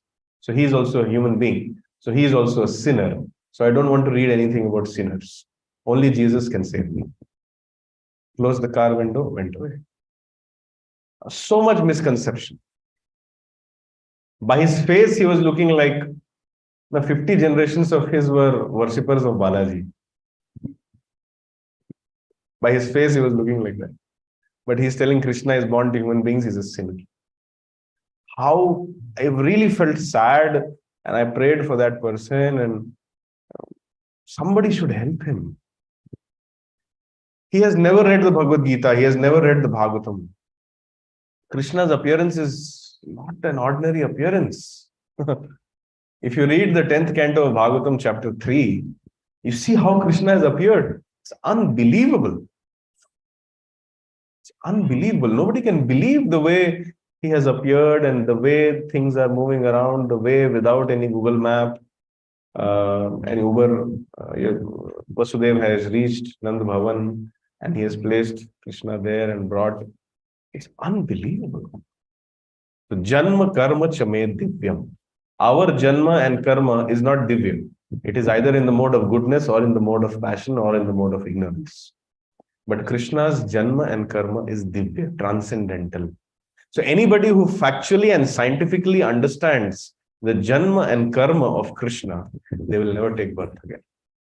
So the only way in which we can defeat or refute this communism, socialism, Marxism, Stalinism is by creating a mass scale propaganda in which we are communicating or spreading this Janma and Karma of Krishna. And one of the best ways to do is through dramas. If we can make drama parties who can go to all the villages, who can go to all the countries and all the states and just perform these dramas in a very nice cultural, professional way, it will change the world, I tell you. Dramas, songs, kirtans, prasadam. That's how the movement of Lord Chaitanya will spread. Of course, one cannot ignore the philosophy. Those who become serious, to make them stable, we have to tell them the philosophy. But to bring everybody in the realm of Krishna consciousness, Janma Karma Chame Divyam should be taken shelter of. Then, in this chapter 4 only, shloka number 11 to 15, Krishna says that people realize, they don't realize different things. They realize Krishna in varying degrees. Krishna says, Ye yatha mam prapadyante tams tathaiva bhajamyaham mama vartmanu vartante manushya partha sarvashah. As all surrender unto me, I reward them accordingly, and everyone follows my path in all respects, O son of Pritha. So whether someone is a Mayavadi, or a Gyan Yogi, or a Karma Yogi, or a Dhyan Yogi, or a Ashtanga Yogi, or a Bhakti Yogi, or whatever,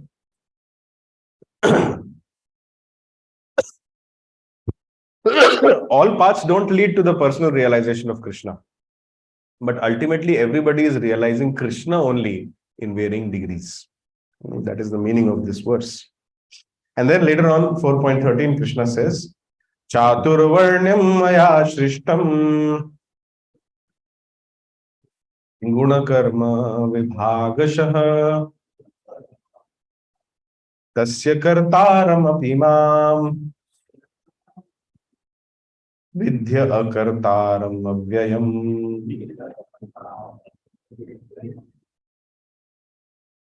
According to the three modes of material nature and the work associated with them, the four divisions of human society are created by me.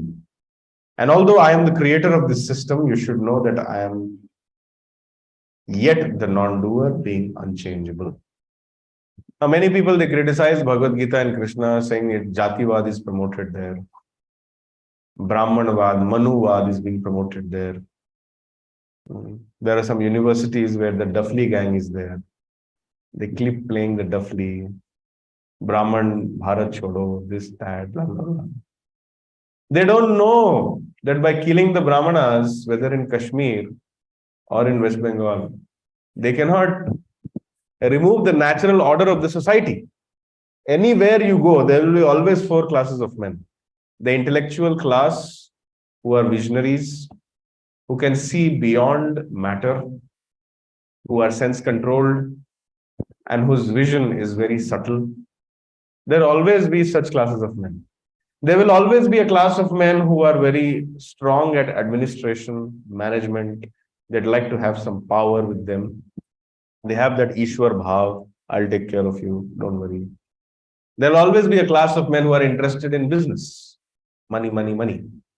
And they'll think very nicely how to do the economic development, how to make more money, etc., etc. And there'll always be a class of men who will wear a tag and go to office from 9 to 9 and call themselves software engineers. They are the fourth class. What's the fourth class called? Kalau Shudra Sambhava. Anybody who, see, Brahmanas, Kshatriyas, and Vaishyas, they will never take salary. Chanakya Pandit was so many times invited by Chandragupta Maurya. You come, Baba, you come and stay in the palace. This palace is for you. This is for you. This money is for you. This. He never took anything. He never took any salary. Those who take salary, they cannot be Brahmanas. Similarly, Kshatriyas, they cannot be controlled. Try to control a Kshatriya, he will bite you back. You have to give them their own land, their own project, their own something, and let him have that Ishwar Bhav and be happy. Similarly, Vaishyas, they will pay the Shudras. Why will they take salary from someone? But Shudras are those who cannot control their senses. The qualification of a Shudra is one who has not been able to surrender to their spiritual masters or gurus, or one who has not been able to control their senses, mind, and intelligence is a Shudra. So in Kali Yuga, everybody is a Shudra. And this four classification of men will always exist. A person is a Brahmana, Kshatriya, Vaishya, Shudra not by Janma and Janma, but by Guna and Karma. How many of you are Brahmanas by birth? I don't want to know. First, you read Bhagavad Gita chapter 18 to understand the qualifications of a Brahman and realize, are you a Brahmana by Janma or by Guna and Karma? Now, in earlier days, because of Garbhadan Samskar, the son of a Brahmana naturally had the Brahmana qualities. The son of a great king was naturally a great king. So therefore, this understanding was there that if I am the son of a king, I am a king. But in Kali Yuga, there is no Garbhadan Samskar. People are uniting like cats and dogs and producing children like cats and dogs. And the Varna, the parents never understood their Varna. The marriages also didn't happen according to the proper Anulom or Pratilom system of marriage. So everything is khichdi. So how can a mango come out of a khichdi? It's not possible. So therefore, Kalau Shudra Sambhav. Everybody is a Shudra. So if we want to understand our Varna, we have to surrender to Guru. And the concerned third parties, after observing us, can tell, this is your Varna. And in order to practice that Varna, one has to understand which ashram is suitable for me. Whether it is a Brahmachari ashram, Grihastha or Vanaprastha or Sannyas. So one should choose an ashram in which they are little peaceful and can continue according to their Varna, waiting until that time until which they hit the transcendental platform. Because once you hit the transcendental platform, you go above your Varna also, and you come into the category of do the needful, please. A person who has transcended Varna and Ashram is ready to do anything for Krishna. But a person who has not been able to transcend the Varna and Ashram, they should be engaged according to their Varna in an ashram in which they are more peaceful. Therefore, Srila Prabhupada says, in the young stages of Krishna consciousness, one should be given those services which they like to do. But when they become mature in their Krishna Bhakti, they should learn to do the needful. What does Prabhupada mean? That we should all hit the transcendental platform. That is explained in the Bhagavad Gita. Again, this is understanding of karma on the platform of jnana. Basically, this verse means, I'll just read from the purport of Prabhupada. This verse says, a person who is fully absorbed in Krishna consciousness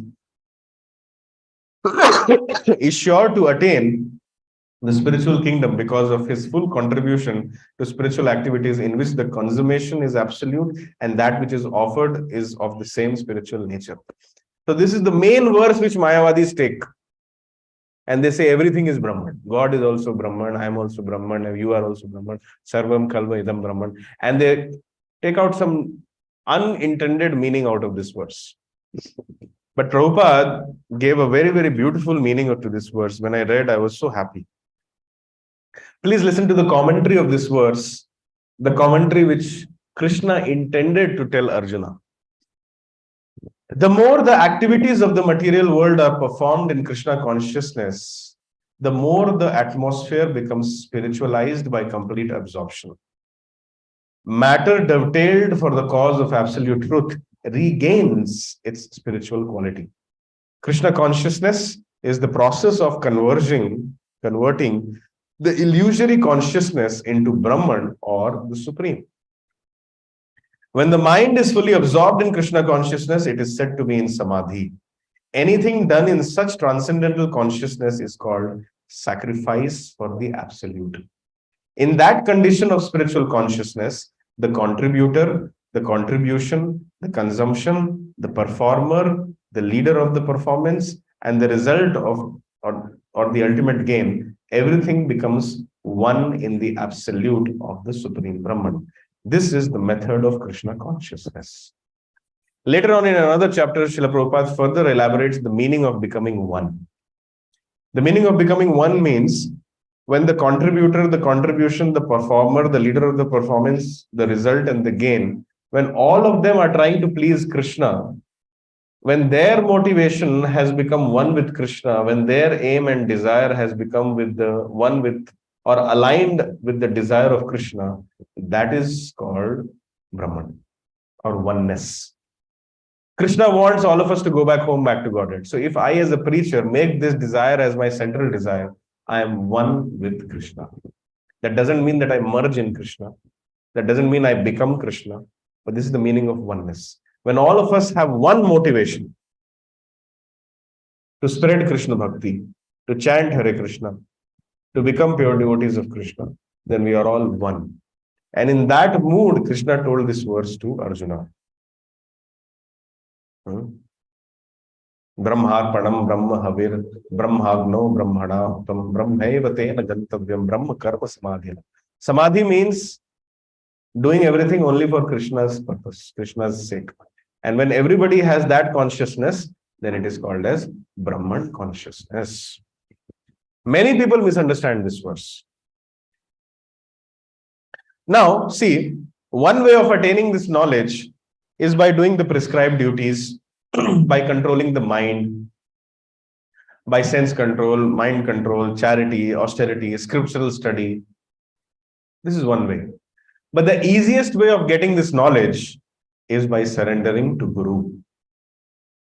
Tadvidhi pranipatena pariprashnena sevaya upadekshanti te jnanam jnaninas tattvadarshinaha. Krishna is telling, just approach a spiritual master. Who is a spiritual master? A devotee of Krishna is a spiritual master.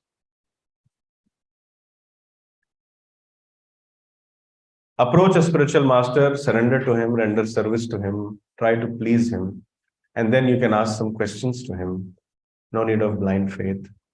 And then when the spiritual master is pleased with you, from the heart of the spiritual master, the Tattva Darshan or the absolute knowledge will be transmitted to your heart. So spiritual life is a heart-to-heart transfer of knowledge. Even Krishna does it when he comes in this material world. He also goes and serves a guru. Okay, this brings us to the 5th chapter of Bhagavad Gita. We are just trying to move a little fast now. Arjuna is still confused, and as an ideal student, he is not giving up, he is clarifying. Should I do sannyasa or should I do karma yoga? Krishna says, renunciation and working in the spirit of renunciation are the same. But for Arjuna, working is better because premature renunciation is distressful.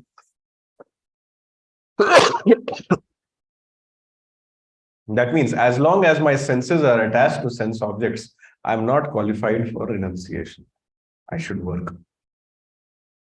And through work, I should surrender everything to Krishna, aspiring that one day I'll come to the Bhakti Yoga platform. Again, Krishna touches the topic of Nishkam Karma Yoga. He says this verse 5.7. Yoga yukto vishuddhatma vijitatma jitendriyaha sarva bhutatma bhutatma kurvan apina lipyate. How many of you want that everyone should like you? Please raise your hand. See, everybody wants. You're not raising your hand, that's all. How many of you want that you should like everyone also?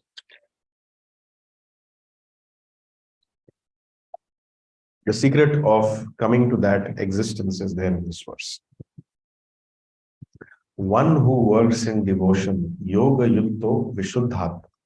One who works in devotion and he is one who is a pure soul, who controls his minds and senses. Vijitatma jitendriyaha. Sarva bhutatma bhutatma. He is dear to everyone and everyone is dear to him.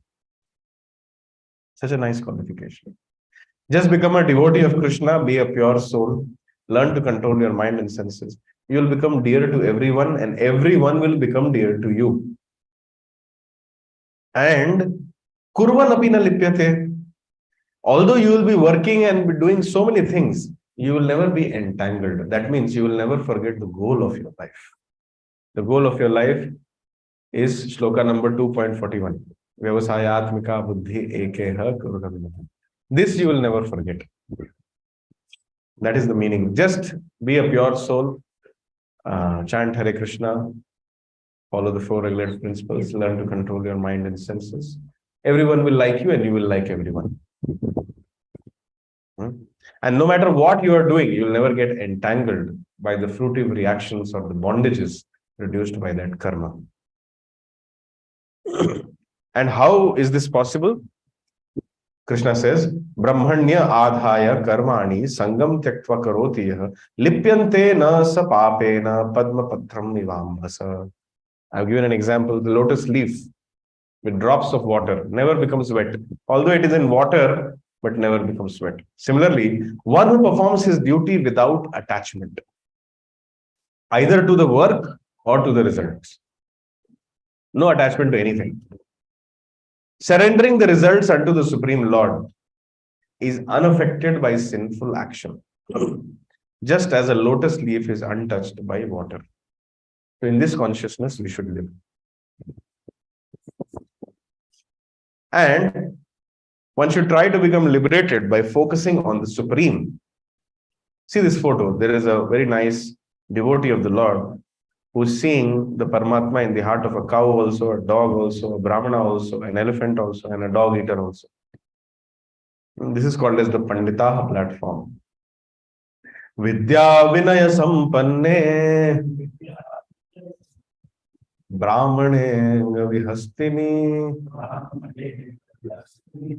Shunichaiva Shvapakecha Panditaha Samadarshinaha.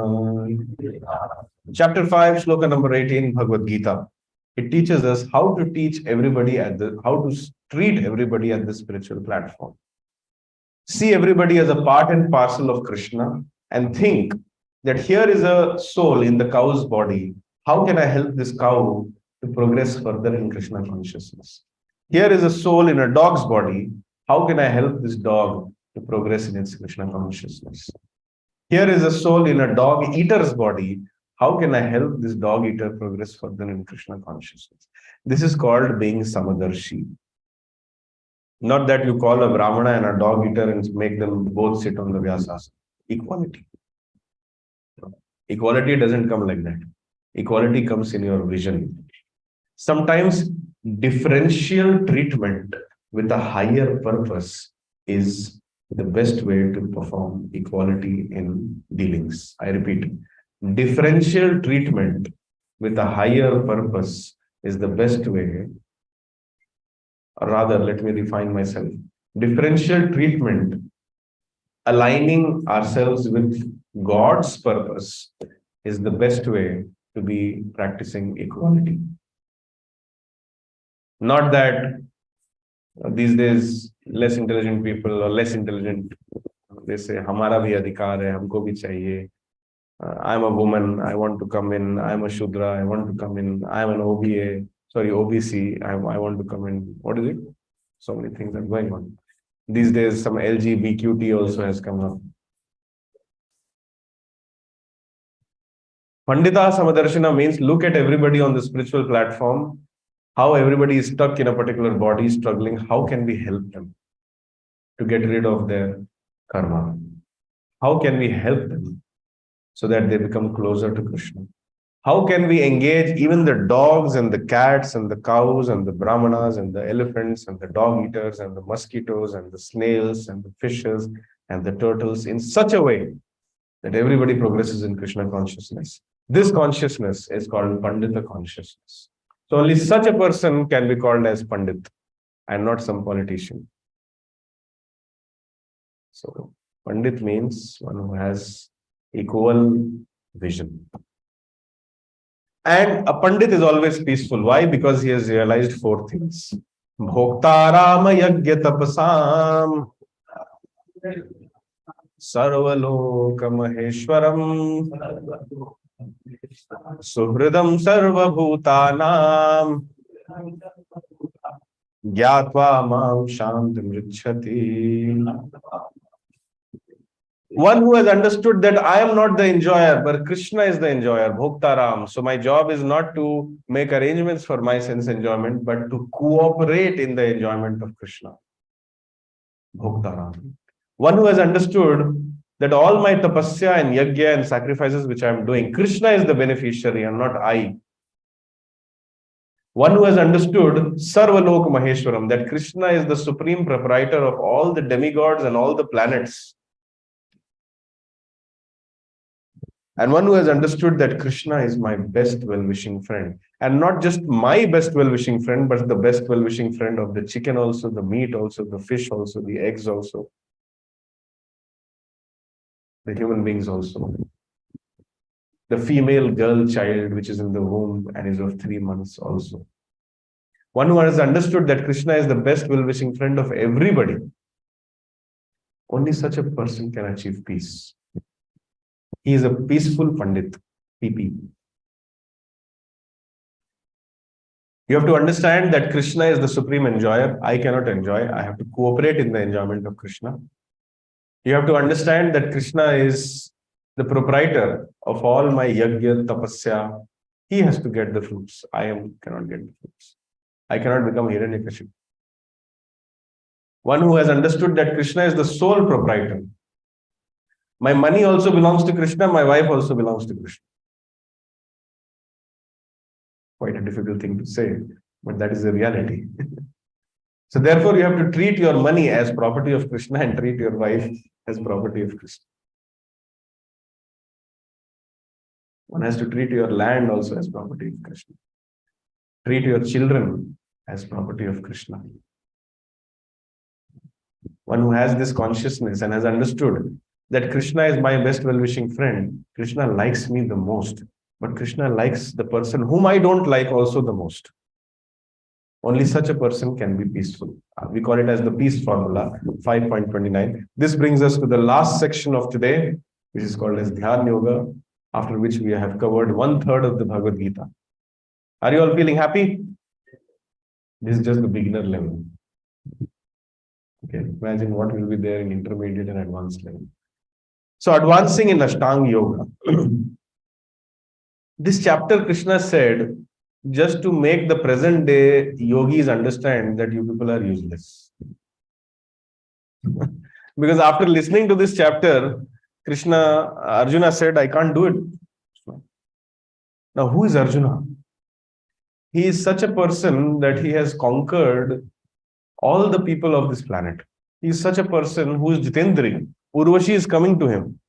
Friend of Urvashi, Menka, coming to Vishwamitra falling down.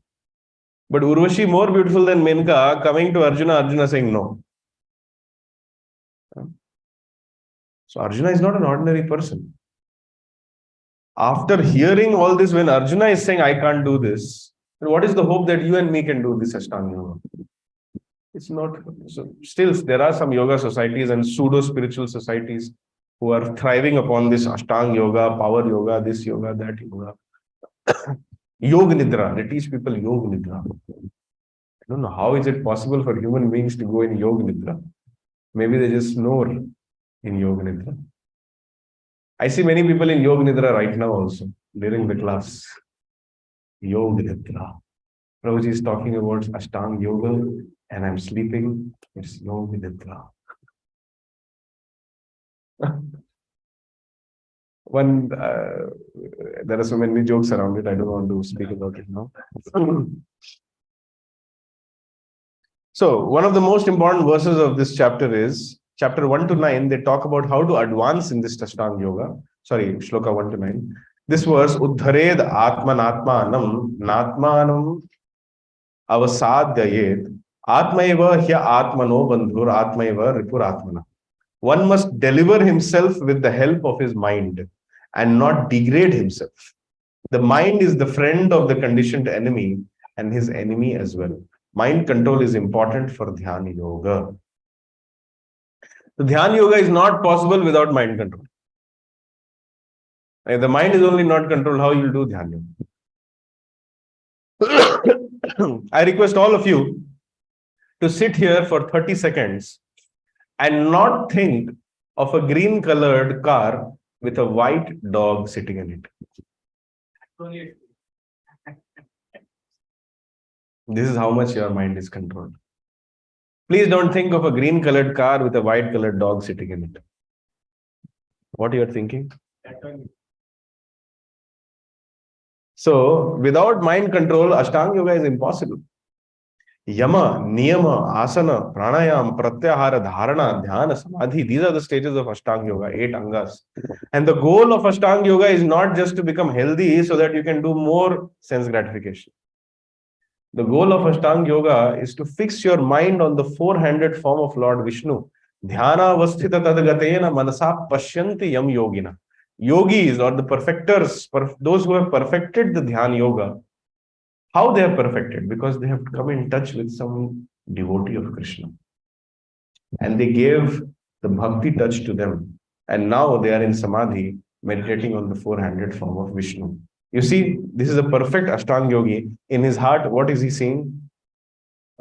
Four-handed form of Krishna or Vishnu. This is the goal of Ashtanga Yoga. Even when you read the Patanjali Yoga Sutras, this is only written.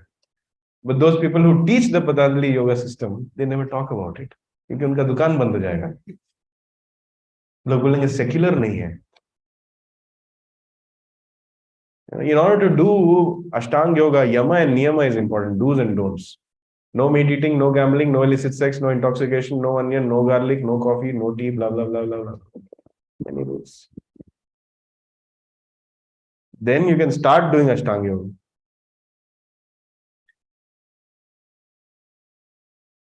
One rule I'll say, and then everybody will say, oh. One rule of Ashtanga Yoga is no sex life also. अब कैसे करेंगे? रामदेव बाबा भी नहीं बोलते हैं इसके बारे में. दुकान ही बंद हो जाएगा. So we are not qualified for doing Ashtanga Yoga. And Krishna tells it very clearly in Bhagavad Gita. You go and read how Ashtanga Yoga has to be done. You cannot come in a yoga society and do some Sudarshan Kriya and all those and call yourself as Ashtanga Yogi. No. Ashtanga Yogi means, first of all, you have to be alone. Without Facebook, Instagram and WhatsApp. You have to be alone. And then you have to be, Krishna gives recommendation. You should go to a pure place, be seated in such a way. It should be neither high nor too low. You should be free from sex life. You should be doing this. You should sit in a straight posture. Put your eyes on the tip of your nose. And then you should start. Start hi nahi hota hai. One of our politicians, before the election, he goes in a helicopter to a cave. He sits in a cave for 40 minutes. And during that, he makes a tweet that I am doing this. And then he comes out, sits in a helicopter and comes back. I hope you must have understood whom I'm talking about. And there, the whole world is thinking he's a yogi, Ashtanga yogi. It's nonsense. One of the main things of Ashtanga Yoga is that you have to be Paramatma realized. And Paramatma cannot be realized in a group. Paramatma realization is a subset of Bhagwan realization. Once Srila Prabhupada was having a walk in Rishikesh. After walking for 2 kilometers in a very lonely place, he saw a person sitting on the banks of Ganges meditating. He said, he is an Ashtanga yogi. Another 3 kilometers he walked, he found another person in one of the caves. He said, he is an Ashtanga yogi. And not those yogis who are looking like 17-year-old who come down in the Kumbh Mela and say that my age is 500 years old and they are able to walk on water and drink fire and show people. They are not Ashtanga yogis. When you do Yama, Niyama, Asana, Pratyahara, Dharana, as soon as you hit the Dharana stage, you get many siddhis. An Ashtanga yogi gets so many siddhis that he can become smaller than an ant and bigger than a mountain and lighter than cotton, and he can control the tigers, lions and the people around him, and he can get some pomegranates from Afghanistan whenever he wants. So this Vashita, Kamya, Lahima, Mahima, siddhis are there. So some Ashtanga yogis, they forget that the aim of Ashtanga yoga is Vishnu or Krishna. And they get entangled in these siddhis and they come down in the Kumbh Mela just to show those siddhis and get reputation, name, fame. So they defeat the whole purpose of yoga. First of all, Ashtanga yoga is not possible in Kali Yuga. And even if it is possible, they defeat the purpose of Ashtanga yoga. In my village, there was an Ashtanga yogi. Every day he used to get inside the at 4:30 or 5 a.m. he used to go inside the river, and by his mystic power he used to stop the flow of river. I have seen. And for some time he used to stand in the river like that and chant some mantras, chant some Gayatri, and then he used to come out and then he used to again allow the river to flow. People used to say that if something falls in the river, don't worry.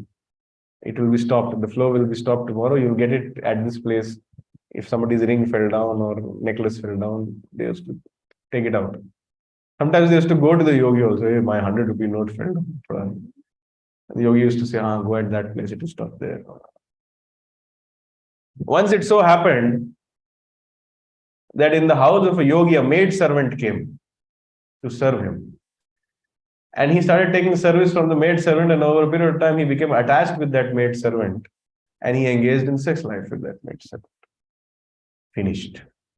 All siddhis went away. And by the time he was dying, I was informed that he used to beg in the market and eat. Such an Ashtanga yoga. So Ashtanga yoga is not possible in Kali.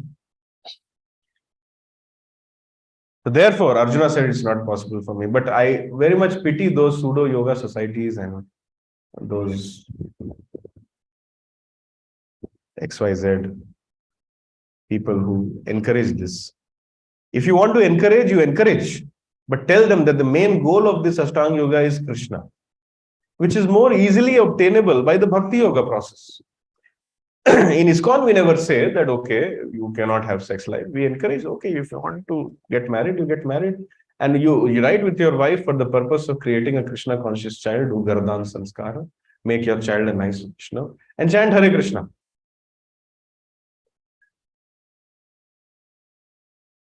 So Ashtanga yoga is a subset of Bhakti yoga, because a sincere practitioner of Bhakti yoga on his own will get detached from family life and sex life at a particular point of time. And in their mind, they will only think of the lotus feet of the threefold bended form of Shyam Sundar.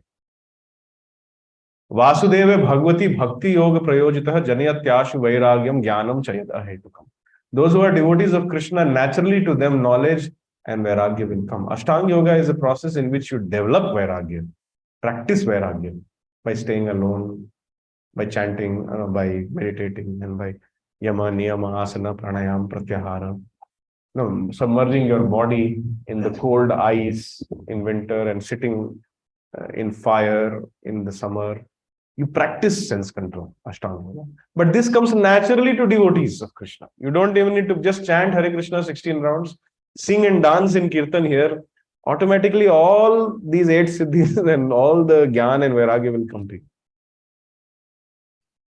Who was a better yogi, Arjuna or Vishwamitra? What tapasya Arjuna did? His tapasya was that he used to chant the names of Krishna. So from this we conclude that an Ashtanga yogi is lower than a Bhakti yogi. One simple aspect of any kind of yoga is that there should be balance. Krishna says in the 6th chapter of Sloka 17 that he who is regulated in his habits of eating, sleeping, recreation, and work. Oh, Krishna. He says work also. I can regulate my eating, sleeping, and recreation, but how can I regulate my work? I have surrendered my life to my manager. He calls me on Saturdays, I go to office. And why am I doing it? Not for myself, but for my family. I'm so selfless. But according to Bhagavad Gita, such a person can never be happy. Krishna says, Yog yukta hara viharasya yukta cheshtasya karmasu yukta swapnava bodhasya yoga bhavati dukkha. He who is regulated in his habits of eating, sleeping, recreation, and work can mitigate all material pains by practicing this system of yoga. That means you have to learn. If you want to be a serious practitioner of Bhagavad Gita, learn to control your eating, your sleeping, your recreation, and your work also. Work is not worship. Karma hi puja hai, galat philosophy. This is Karma Mimamsa philosophy. Don't read the trucks which are moving ahead of you who has written this. Karma hi puja hai. No. कर्म पूजा नहीं है, कर्म साध्य है. भगवान पूजा है. We have to do a sadhana in which we can attain Krishna. And how to do this? In order to do this, your mind should be controlled. Yato yato nischalati manas chanchalam asthiram tato tatastato niyamay niyam yaitad atmanya eva vasham nayet. From wherever the mind wanders due to its flickering nature and unsteady nature, one must certainly withdraw it and bring it back to the control of the self. Now, someone will say, how much should I control my mind? It doesn't seem to be ending only. So the answer to this question is, endeavoring to bring back the mind in this way, the yogi will again experience bliss of samadhi and comes to the stage of realizing Atma and Paramatma. So when you again and again try to chant Hare Krishna, again and again try to read the books of Srila Prabhupada, by the mercy of Krishna, you will get a taste one day. And then when you've got a taste of chanting Hare Krishna, that is bliss. And when you get that bliss, that higher taste, you'll be able to give up all the lower tastes of life. And then you'll be fixed up. And then you'll realize, who am I? Who is God? What is my relationship with God? And what is the purpose of my life? Everything starts with deliberate spiritual intelligence to regularly control the mind. I repeat, everything starts with deliberate spiritual intelligence to regularly control the mind. Those who cannot control their mind and senses, spiritual life will never begin for them. I repeat, those who cannot control their senses and their mind, spiritual life will never begin for them. So one has to keep making attempts. We will actually be never able to control our senses and mind by our own efforts. But when Krishna sees our sincerity, he will control it for us. And we end our discussion by understanding how to control the mind. Please repeat with me. Shri Bhagavan Uvacha Asanshayam Mahabaho Manudurnigraham Chalam Abhyasena tu Kaunteya Vairagena cha grihyate.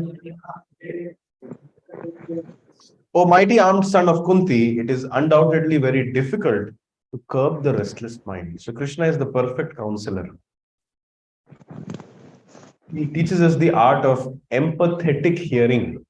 Some people make their livelihood simply by doing empathetic hearing. Their job is to just patiently hear other people. It can be a manager or it can be a psychiatrist. It can be you hearing to your spouse, I don't know, your children, to your friends. And then you have to acknowledge that yes, what you are saying is correct. I have actually practiced this and it has worked miracles. Once a lady came to me and she said that I underwent a divorce. And when I was undergoing a divorce, no one helped me. Even the devotees didn't help me. How to pacify such a lady? At that time, I used this technique. I just said this much. I see that you have gone through a lot of difficulty and I appreciate the courage which you have shown. Only this much I said. After that, she was like in tears and she sat down and she said, you are the only person who has understood me till now. this, that. I didn't know anything. I did not actually, I was not in a condition to empathize with her also because I don't even know what she went through.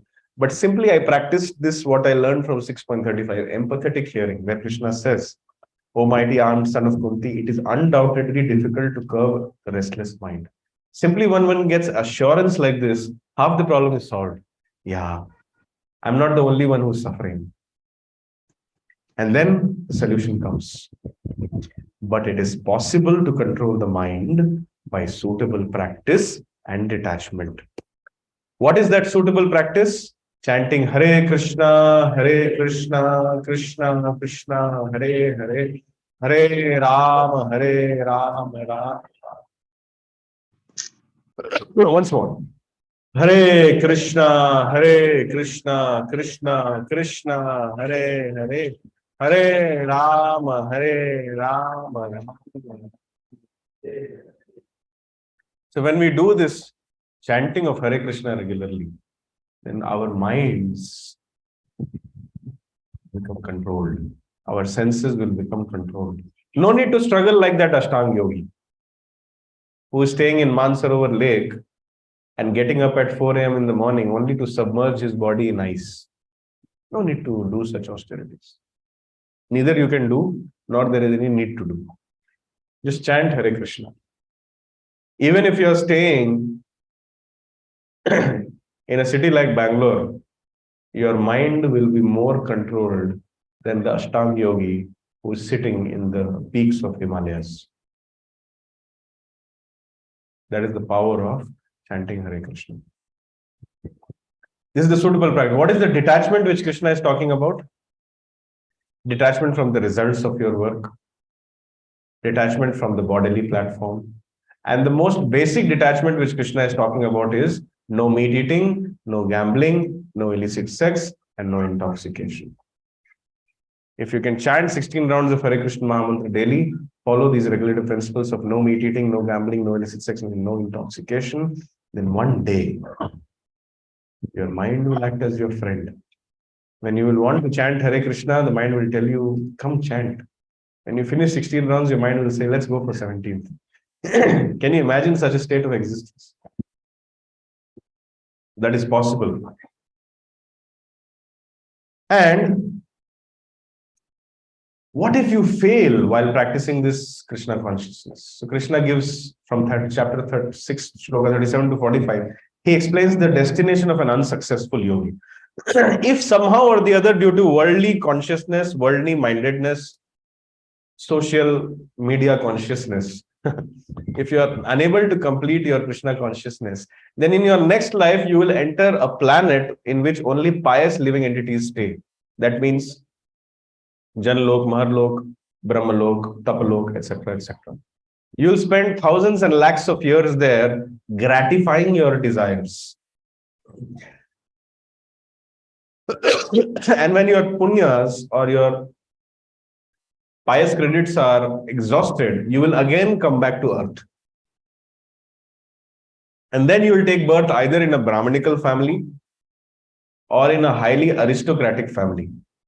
When you take birth in a Brahmanical family, you will be pure and you will get a very good environment to again revive your Krishna consciousness.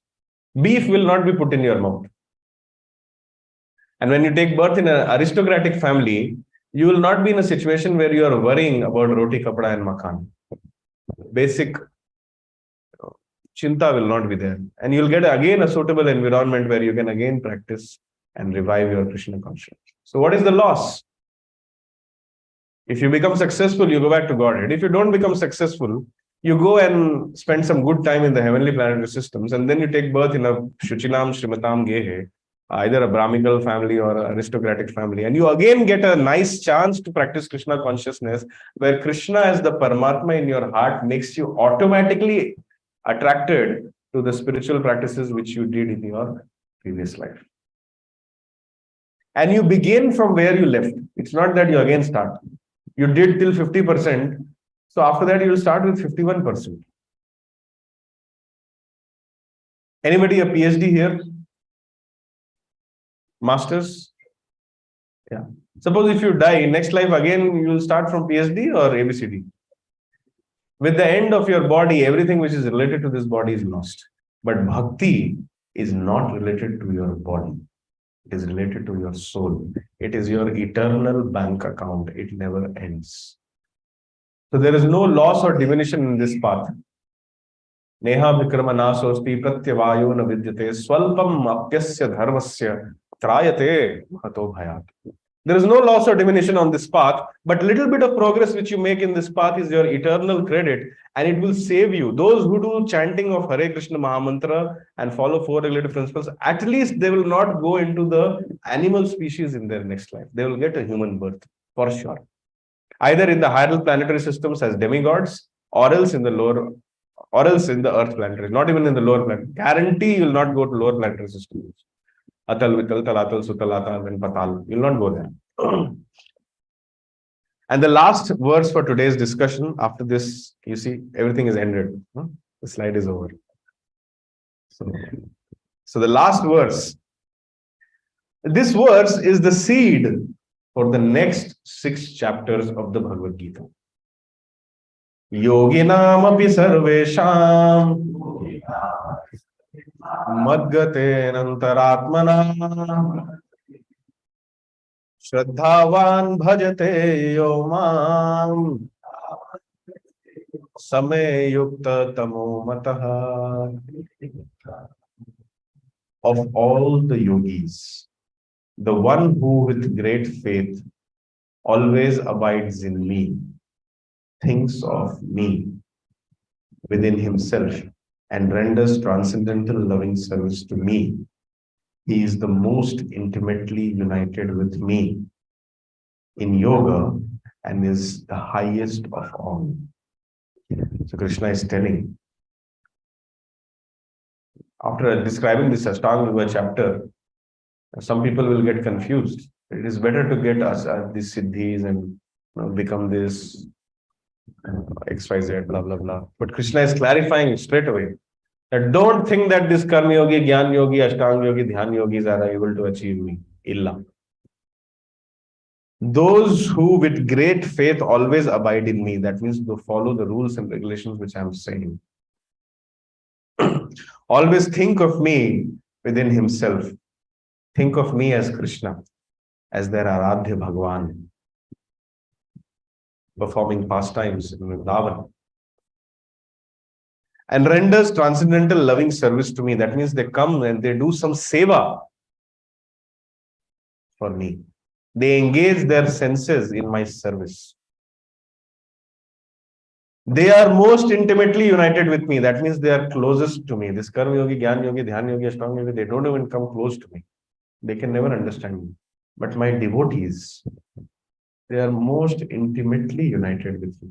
And they are the best and the highest amongst all. This verse in itself clarifies that Bhakti Yoga is the highest form of yoga. Some people, the Mayavadis and others, they argue. They say Gyan Yoga is the highest or this or that. But why will Krishna say that his devotees are the highest if Gyan Yoga would have been the highest path of yoga? Samay Yukta Tamo Mataha. That is my opinion. And the only opinion which matters is Krishna's opinion. In this way, Krishna plays a master stroke at the end of the 6th chapter of Bhagavad Gita. And in the 7th chapter, Arjuna has questions. And this leads to the most beautiful, the most precious, the most wonderful discussion of Bhagavad Gita, that is Bhakti Yoga, chapter 7 to chapter 12, which we will cover in the next week. When you will come, as and when the chapter will progress, you will feel that the hairs of your body are standing. And by the time we will come to the Samam Bonam of the Bhagavad Gita, which is the central verse of Bhagavad Gita, 9.12 and 13, Krishna put the most important message of Bhagavad Gita as the verse number 350 and 351 out of 700 verses. When we'll come to that, then you will realize what Krishna actually wanted to say. Thank you very much. Hare Krishna, Krishna Krishna, Hare Hare, Hare Ram, Ram. Granth Raj Srimad Bhagavad Gita ki jai. If there are any questions or comments, 5 minutes we can take just for formality.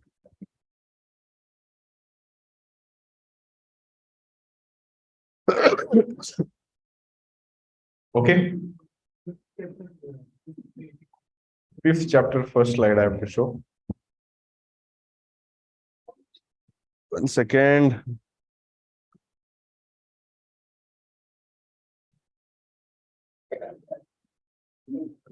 So, see, I have just tried to summarize the verses, but the actual understanding you'll get when you'll read the Bhagavad Gita.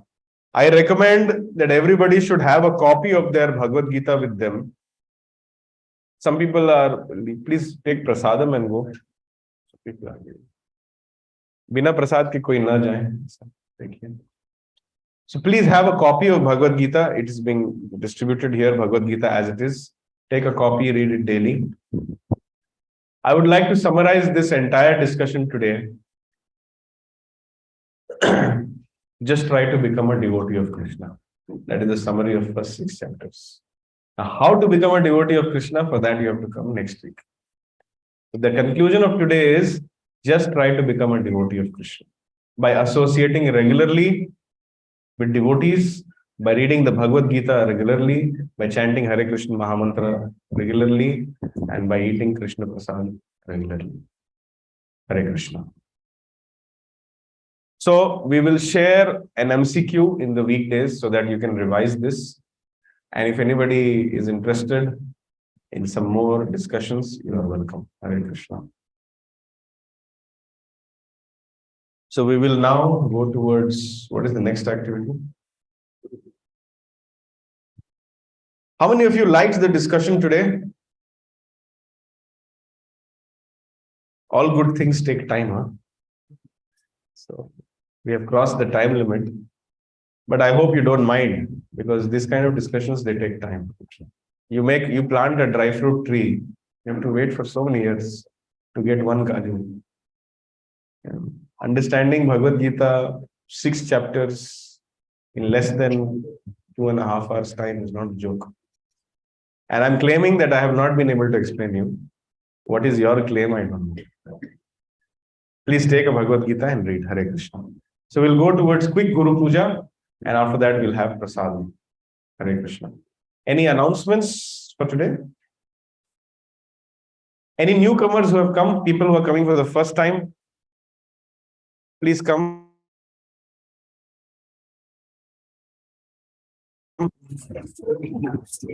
Coming first time.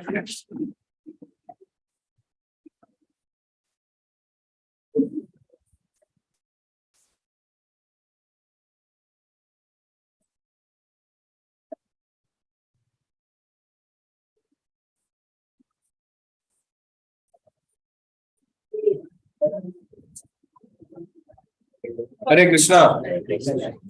Where are the rules? We would like to give you some notes. What are your names? Shweta.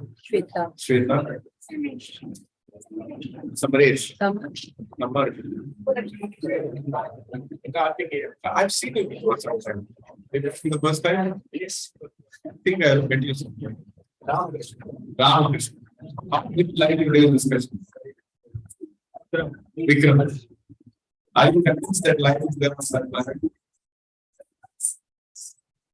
Because so this modern education and awareness is history. The awareness is wrong in the world. I'm not discrediting this education. It kills our natural tendency to become a devotee of God. We believe in Wikipedia, but we don't believe in Wikipedia. Our house. Wikipedia like here. If Krishna is saying that there is life in sun, we have found this artistic nature we have to do. Okay, can somebody get the books, the gifts for them, please? They are standing here.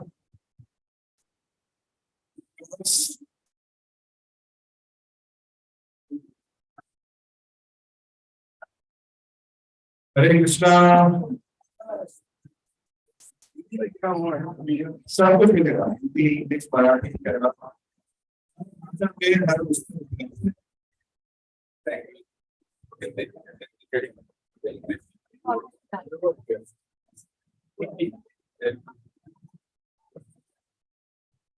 So will all of you who are coming from the first time come on the second week also? Yeah. After this,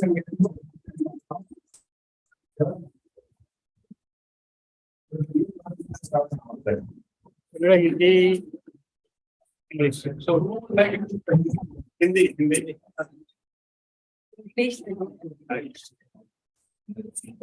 This is the most confidential chapter of Bhagavad Gita, Raj Vidya. Hindi. Hindi, let it. English. Beginner's Guide to Krishna Consciousness. One book per family, huh? Acha, it's yours. Thank you. I have some Kannada books with me.